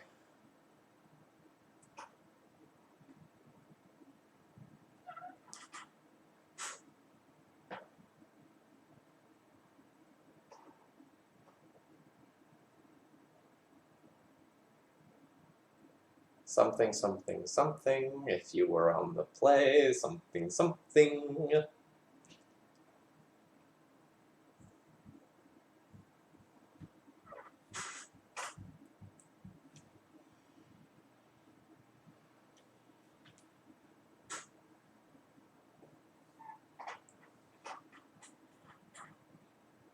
So they will get either my knight or my prelate, and then I'll play out the other one. Prelate would go on 2, since I have Swords of Plowshares in hand. There are worlds where Swords of Plowshares gets taken, but I think it probably has to be the knight that goes. Just threatens to get so big.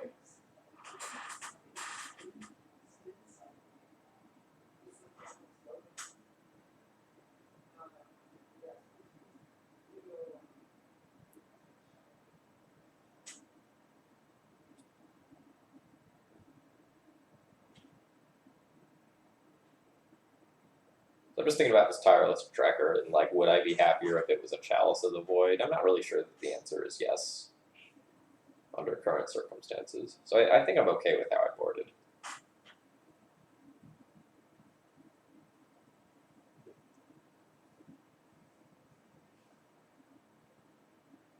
Opponent is not okay with my hand, though.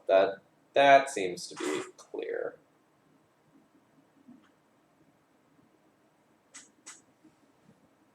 All right. They have decided they might be able to beat a knight.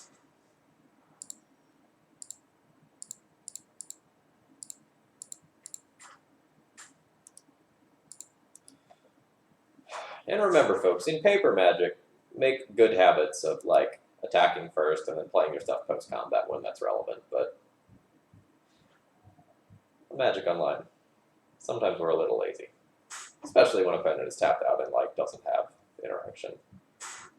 But, you know, good habits. They matter.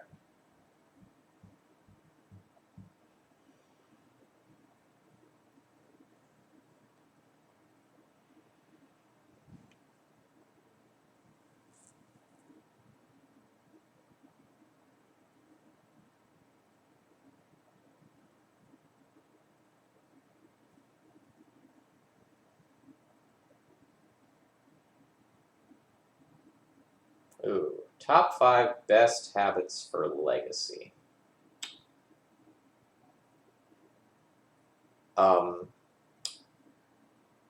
Take the time to write out board plans before paper events.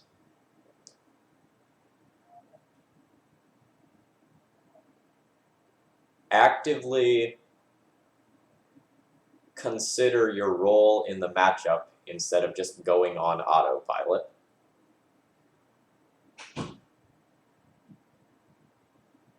And like adjust accordingly.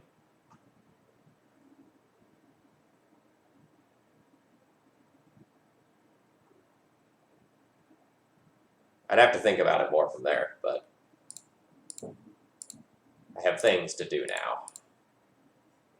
Murdering that Bob's the start. And now I'm thinking about whether or not I just want to like wasteland the Urborg and just continue to constrict them on mana. Because there's worlds where wastelanding Urborg actually knocks them off 2 mana because they have like some colorless land.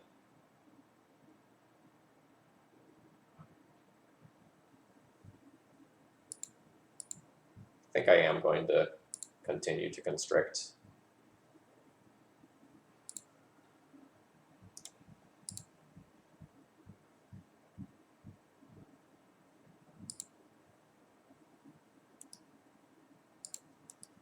All right, now let me think about some more good habits.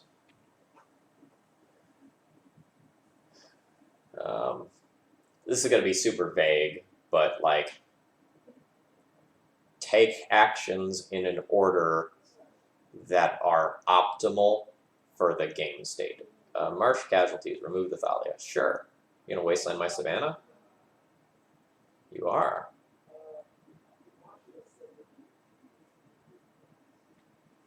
Well, that does things. It means that I can't like cast another Thalia, and that I can't use the Knight as a tutor. But the Knight is just crashing in for 7.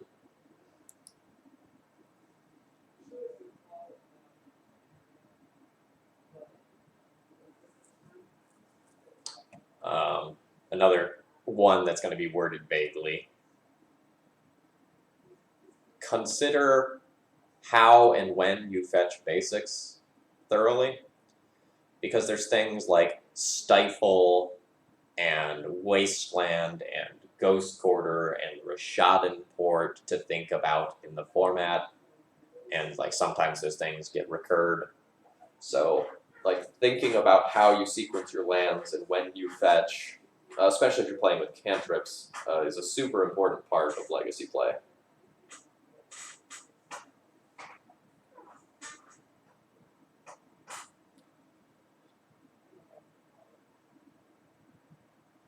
This is all kind of like off-the-cuff stuff, though. This isn't like a list that I've carefully sculpted or anything. That's a great question. Oh, there's a question I missed earlier. What would you say are the best decks in the format right now? Blue-Red Delver is probably fine. Like Dreadheart Arcanist is very, very strong. Ooh, opponent is getting saucy and ghost quartering themselves for fixing. No, D&T probably makes the list. Ah, Renin 6 is the splash card. Ooh, Bojikabog may shrink the Knight down. I can respect that.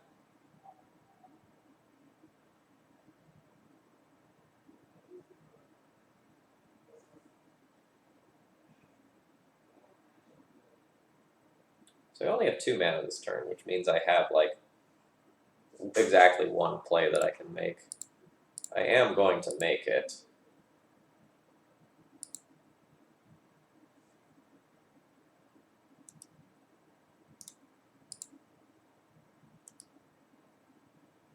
So now they get to choose between like keep the Renin 6 alive and rebuy their lands, or kill one of my creatures.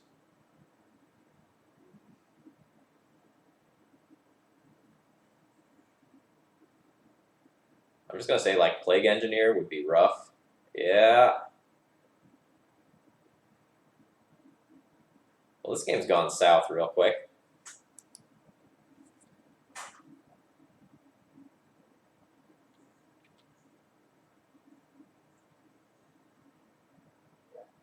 Yeah, I think I'm just losing this game now. Oh, God. Oh, God.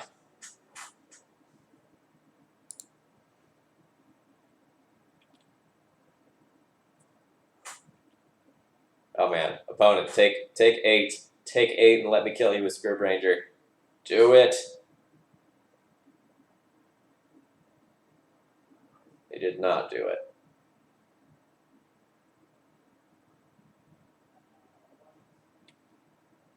Good lord.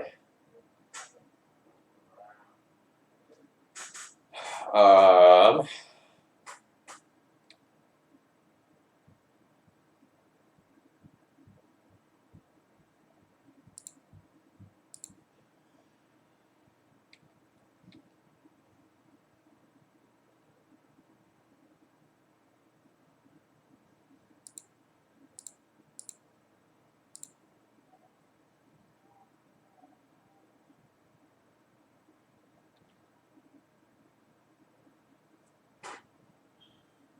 So I can get to 3 mana this turn. So I can play Knight or Tracker.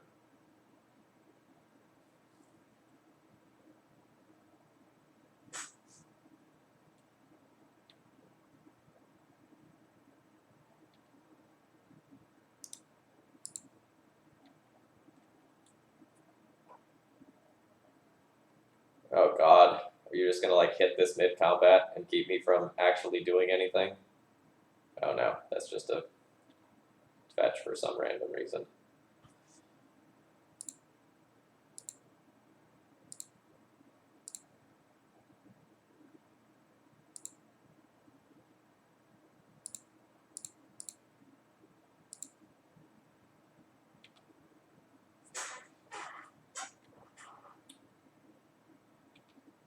So I don't regret that Wasteland play, where I Wastelanded the Urborg. I don't regret that at all. The whole, like, Ren and 6 Marsh Casualties 3-for-1 situation. That was tough.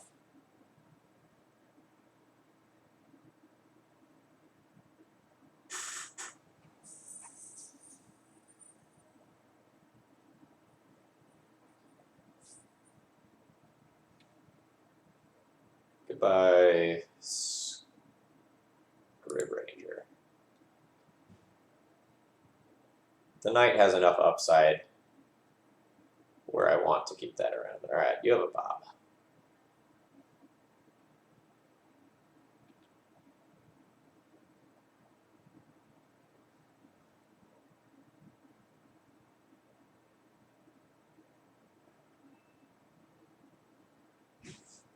I could attack in with Knight, attack Lily, see if opponent blocks with Hexmage. If they do, I can sack my Horizon Canopy to turn it into a 3/3.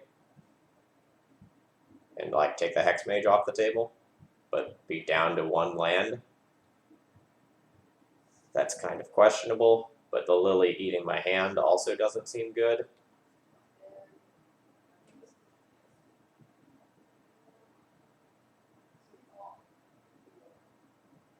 Think about this for a second more. I could also just like sack my forest, get another land, play Tracker, discard a Mana Dork.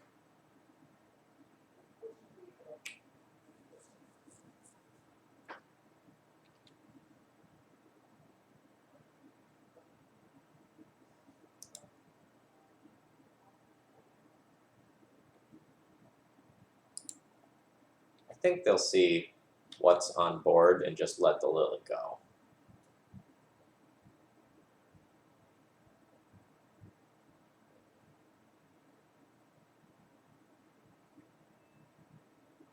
Well, this is strong.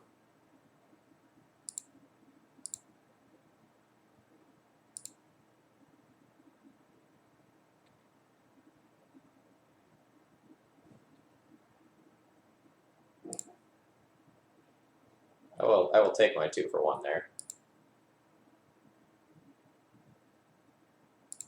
So I guess I'll take the Hierarch. I'll plan on pitching the bird to Lily, then playing Tracker on an empty board. Well, not quite empty, but you know what I mean.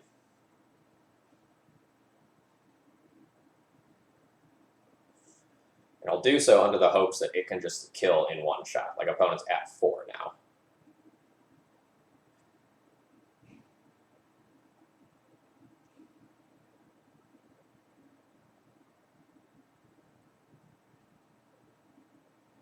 The Lily's not too much of a nuisance after this turn. Agate, thank you very much for your continued support. This one's been a lot of fun.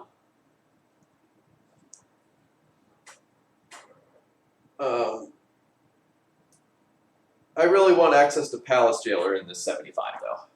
I think that should be in the deck over Vivian. Ow?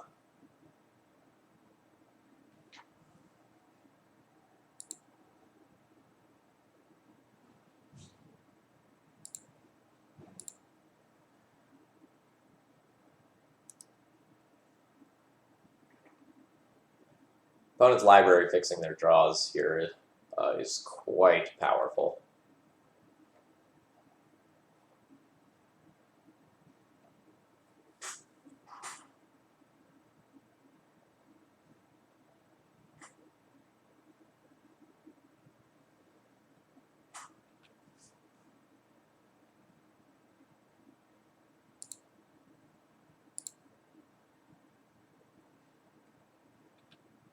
Alright, don't tentacle monster me next turn.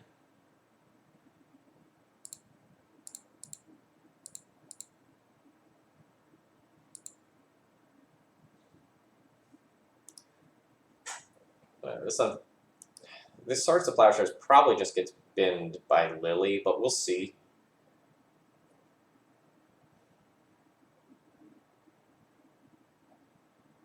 I really can't Swords to Plowshares this Dark Depths and win the game, I don't think. So I am going to get rid of the Birds of Paradise here. Alright. There's my land, opponent.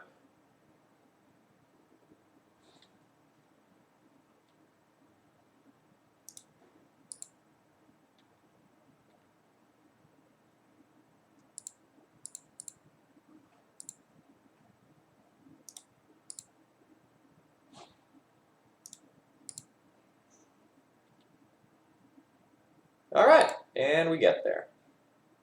Alright, I'm going to try to squeeze in this last match. I think I can do it.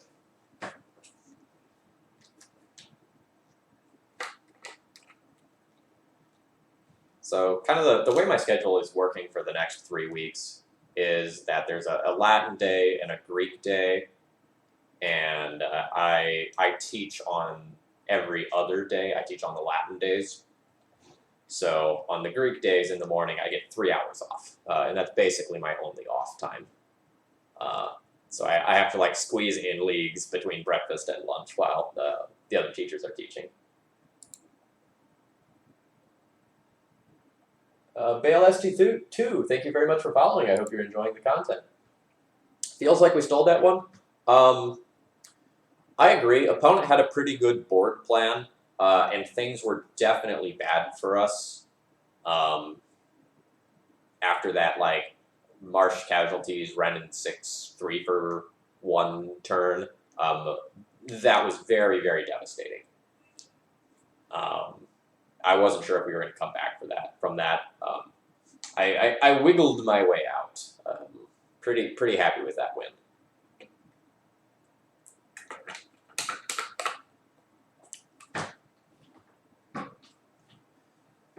Decklist feels pretty good.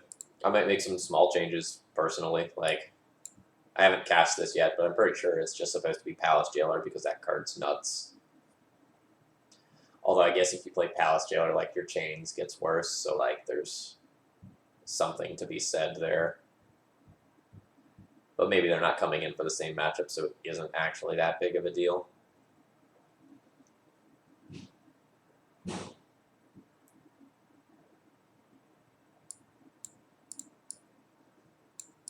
Like, I wonder, there's this like weird differentiation of combo hate here. And I guess like the fairies get lumped into that as well. In this. So I feel like this is maybe even overly prepared for combo and underprepared for fair stuff.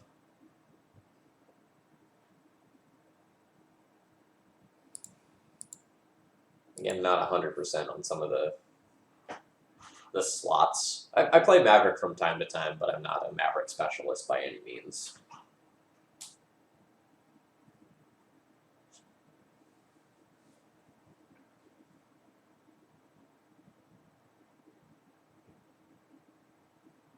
All right. We're taking forever to queue. I'm going to try to run to the restroom before we're done queuing. Good luck.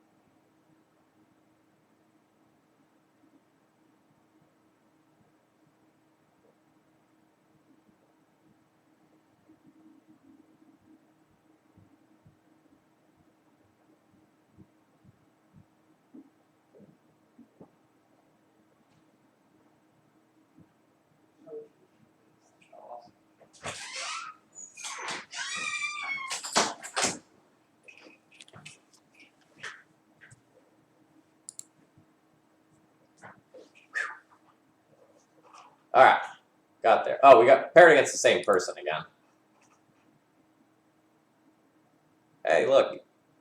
The streamer's got to go to the bathroom sometimes. It happens. So was this the person who was on depths that we just played? I mean, regardless, I'm keeping the hand. I'm pretty sure this was the person that we just played.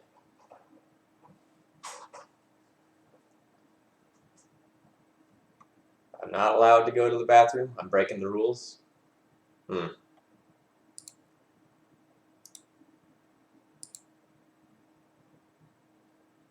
the 4-minute loading screen. Yeah, that was rough.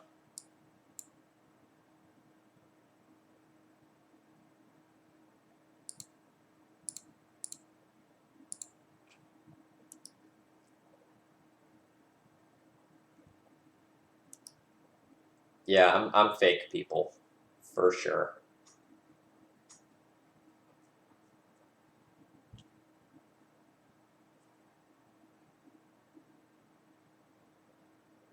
Yeah, so this was depths.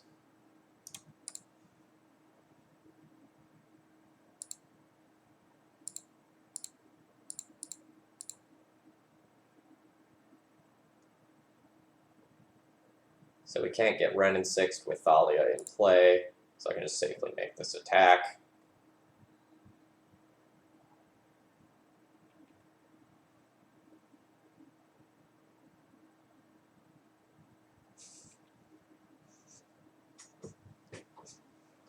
We're getting real philosophical here. Hello, Bob. Is this a knight turn? Is this a prelate turn?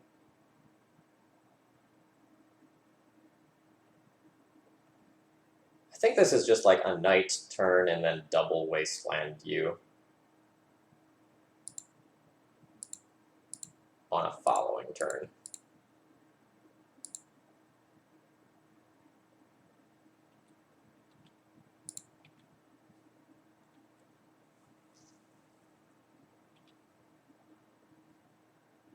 Inquisition of Cosmic. I don't really care too much about that. If you pay 2 mana to take one of my cards, I accept.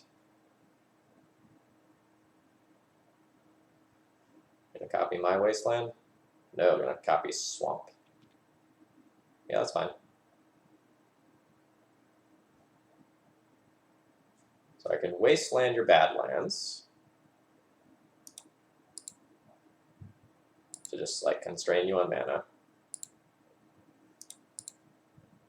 Fetch. Doesn't matter too much what I get here. Just get a forest. We'll play out a Sanctum Prelate. Let's put this on 2, I guess, for Ren and 6 reasons.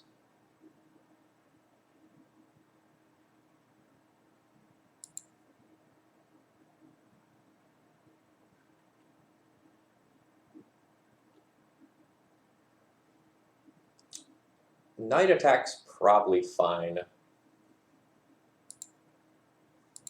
Because they can't just, like, kill me in one shot here. So this would be 8 damage. So it'd be representing lethal next turn. Do I also want to make a Mom attack now that they don't have access to Ren and 6 mana? I think I do.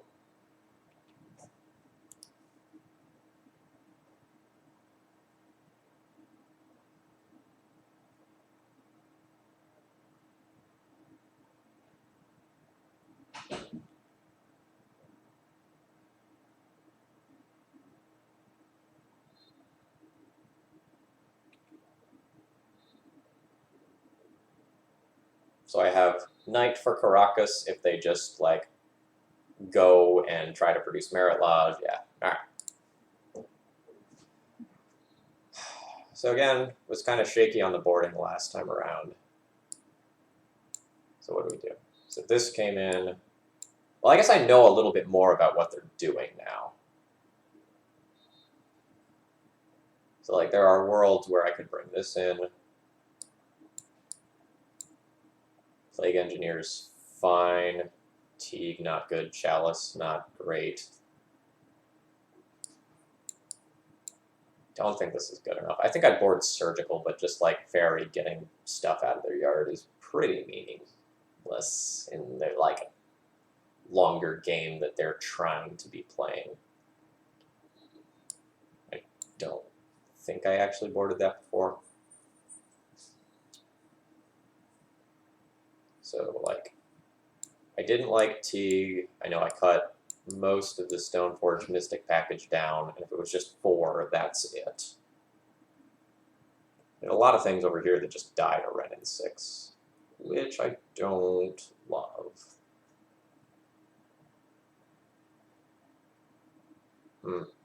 So, like, there's some merit to, like, keeping some of this stuff just because it doesn't die to Ren and 6, or, like, Lily Last Hope. Let's think about that for a second here. Like, the 1-drop acceleration, I'm fine with playing out. And, like, Thalia is great. Maybe this is fine. But I wonder if, like, this sword is actually going to end up being better than Jitte.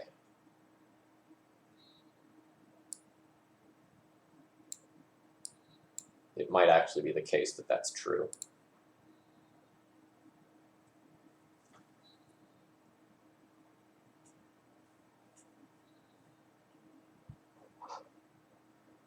Ooh. Yeah, my opponent is choosing not to play first. They are giving me the play. That was not a mistake last time around. Oh, yikes.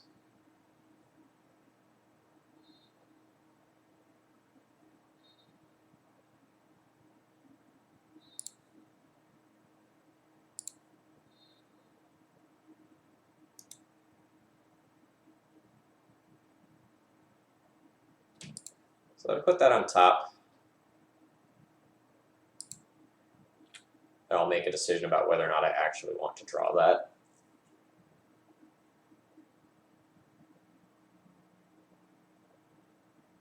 Yeah, so Echo, when I did my set review, I claimed that it was going to be the most impactful card from the set. But it probably has surpassed even my expectations when I called that card as being absolutely great.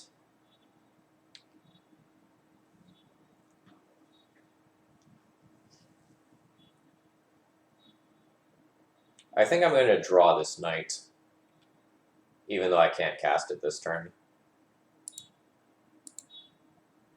Wrenn and 6. The red-green planeswalker that lets you get lands back from your graveyard and can ping small threats.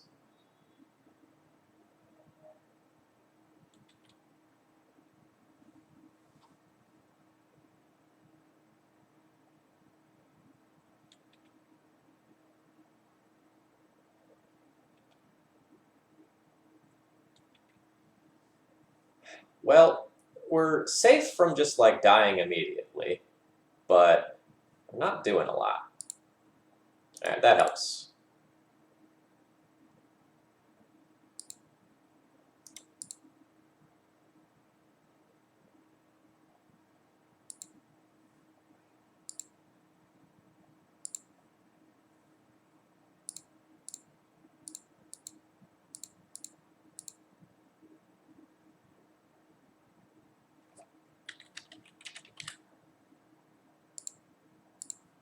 We'll name Shaman for Vampire Hexmage.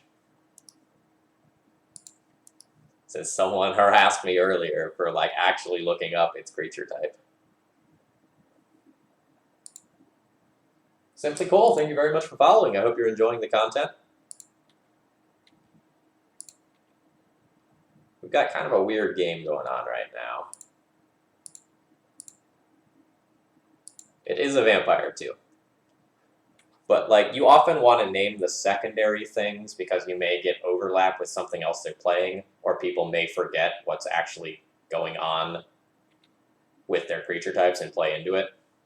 It's like why when I'm playing, like, some combinations of cards in TNT, like, say I'm playing, you know, Stoneforge Mystic, and I want Cavern on Core, I Cavern on Artificer instead, because then it makes them think about things like P and K.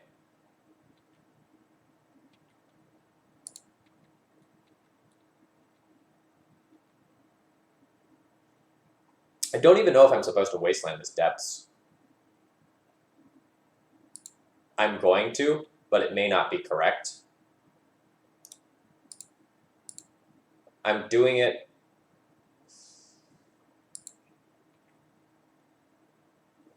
because there's worlds that involve, like, crop rotations where I could, like, make those cards live that otherwise wouldn't be live.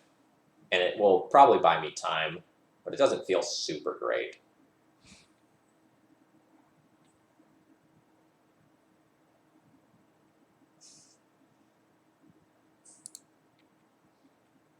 Human or wizard for Snapcaster? Alright, Abrupt Decay. Yeah, that's fine.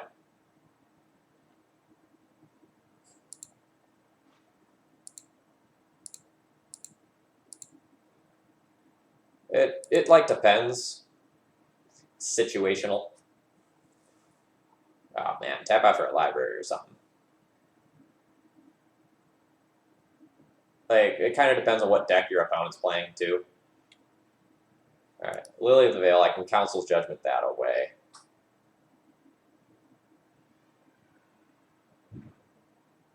This is actually a tough choice, because, like, this is a body that could just, like, 2-turn clock and kill them, but this is my safety net against something going wrong. I think I'm gonna junk the threat.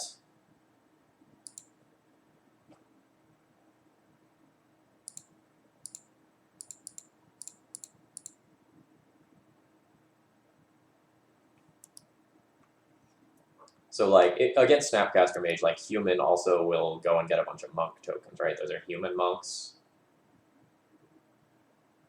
Ah! Ah!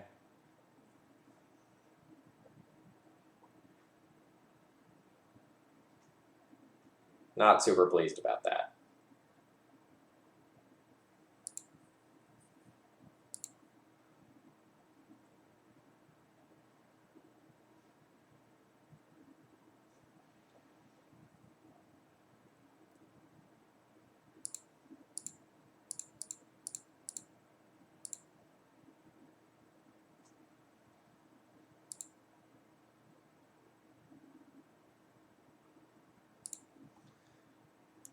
So I'm going to name one with that. Try and prevent my opponent from like making me discard before activating Lily.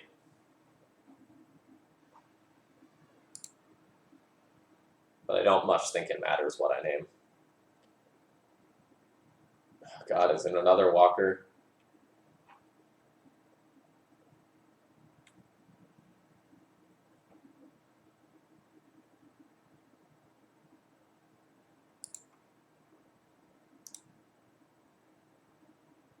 Guess I don't have to fetch.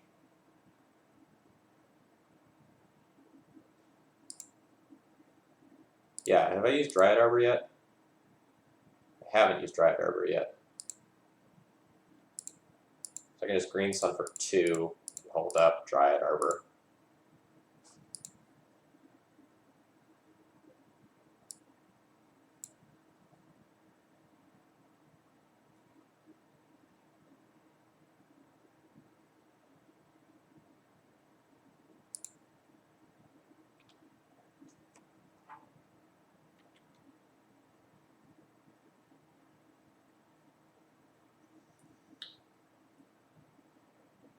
Opponent having some instant speed removal here would be rough, by the way.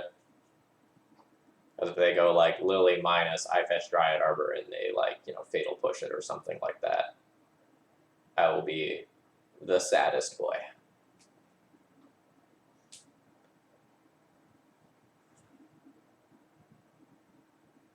But otherwise, it would give us a way to like pressure these walkers. All right, gotta try.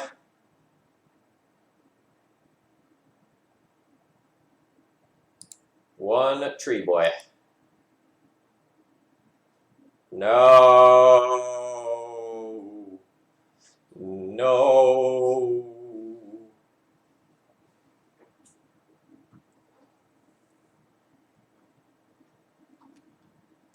Lily Last Hope is easier to beat with top decks than Lily of the Veil, though.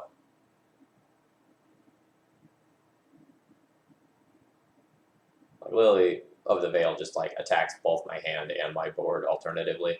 That is not what I need.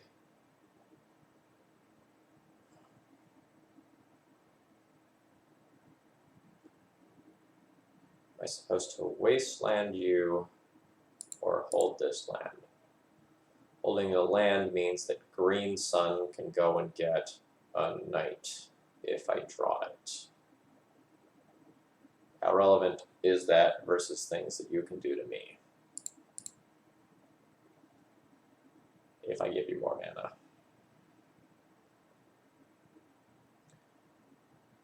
I think I'm supposed to hold.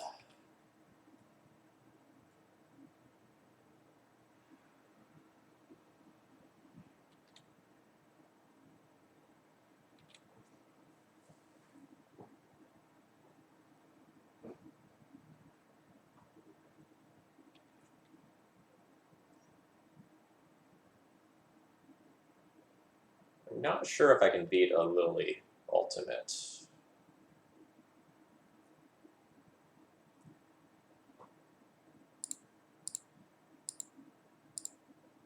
Although it's probably getting to the point where, like, we'll find out.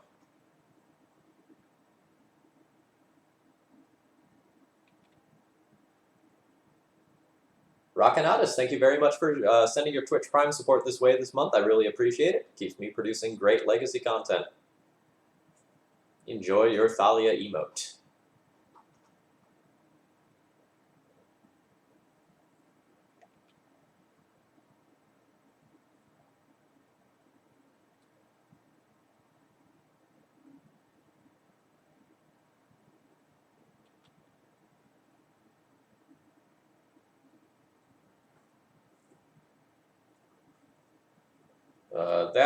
That is not going to do it.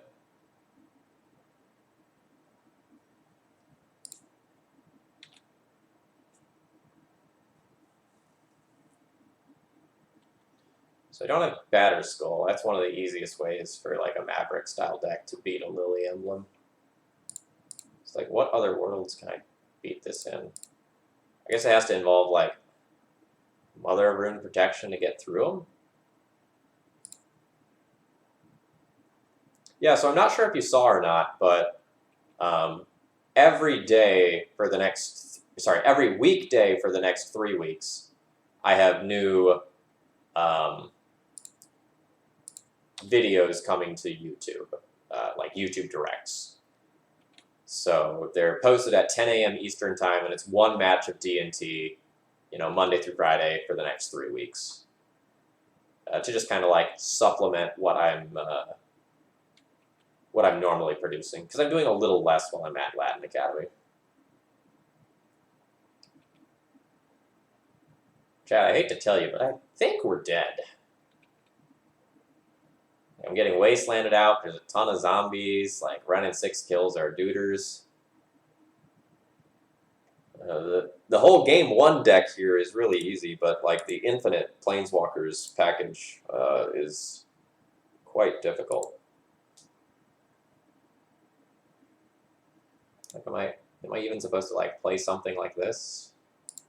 Am I supposed to like bring the Stoneforgers back in just to have like more bodies that I can top deck?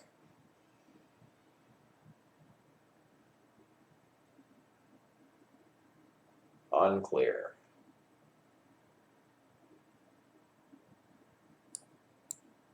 Knight of Autumn is probably worse than Stoneforge Mystic.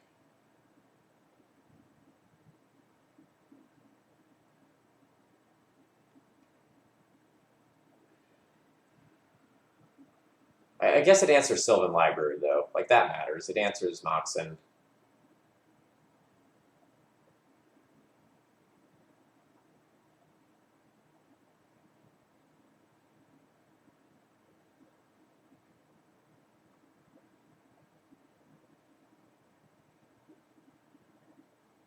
Hmm.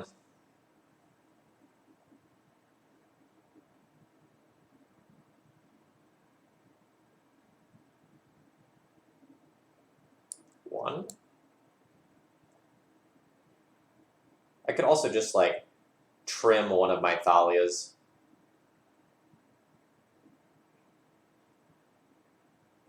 Since my opponent is playing, like, Last Hope and Renin 6. That's not the craziest thing in the world.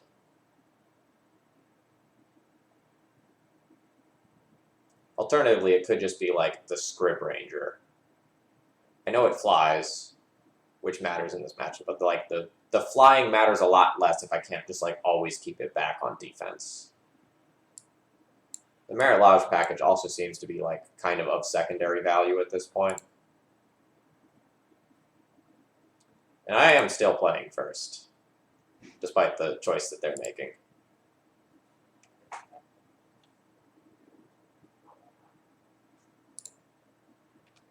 Like, the Thalia deck just really wants to be on the play.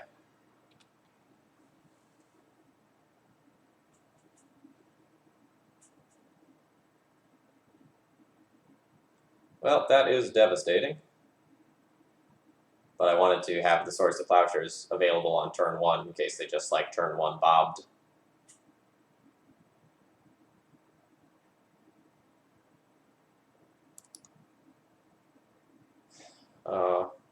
Also, if you're going to do that, isn't the other order just better? Like, you Mox Diamond Thoughtseize to see if you need to Wasteland?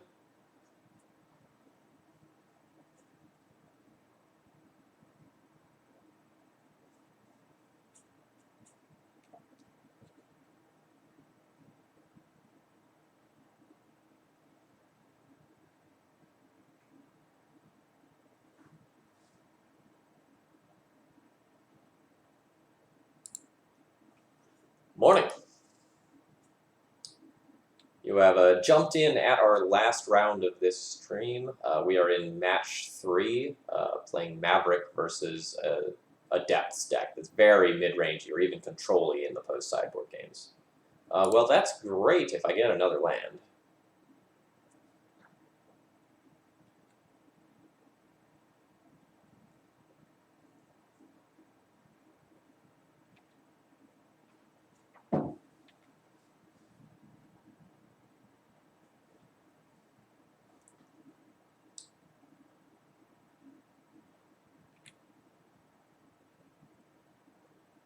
Yeah, like always, it will just end up on YouTube afterwards. It takes about an hour to upload. Yeah, so now I'm just dead to Vampire Hexmage Dark Depths.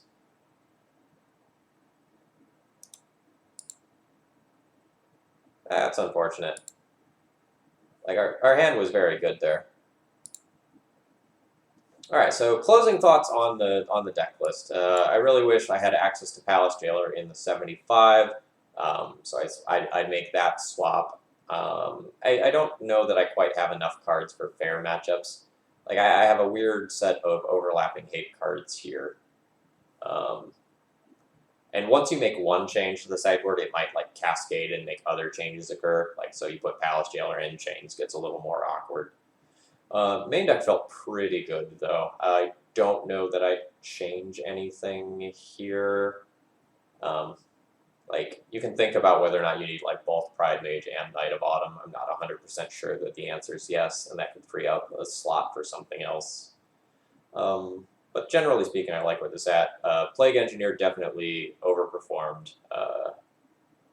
Would maybe even consider playing a third copy of that card. Like, that's really how much I like this build. Or sorry, this card. Plague Engineer just answers a whole bunch of things that you need to answer, and sometimes can be tricky to answer. You know, Mother of Runes, True Name Nemesis, and even just like answering, you know, a couple of your opponent's creatures. Like, we put it on Wizard and invalidated Dreadhorde Arcanist and Bob, Delver, and Grim Lavamancer at the same time versus that Grixis Delver deck. So that was really strong. But otherwise, pretty happy with the deck list. In those last two matches against like the same opponent, I did kind of wish I had another Council's Judgment, just like something else that could go and answer Planeswalkers. Because it seemed like I was like drastically falling behind on board to them. Yeah, but I think that's all I have to say. So again, because I'm at Latin Academy, my stream schedule is a little wonky. So what is today? Tuesday? Today's Tuesday, so I'll probably be back on Thursday morning for a little while, folks. And if you're enjoying the content, remember I do have daily D&T coming out on YouTube, so every day a D&T deck list is going to get pushed out there. And if you want to support what I'm doing, either for that or for the stream, please consider donating, subscribing, or even just following. No one else is currently playing Legacy, sadly, so I won't be hosting anyone specifically. I'll just auto-host with whoever appears. And for those of you that tuned in at the end, YouTube link will be up and like ready to go in probably like an hour. Cheers, folks. Have a great rest of the day.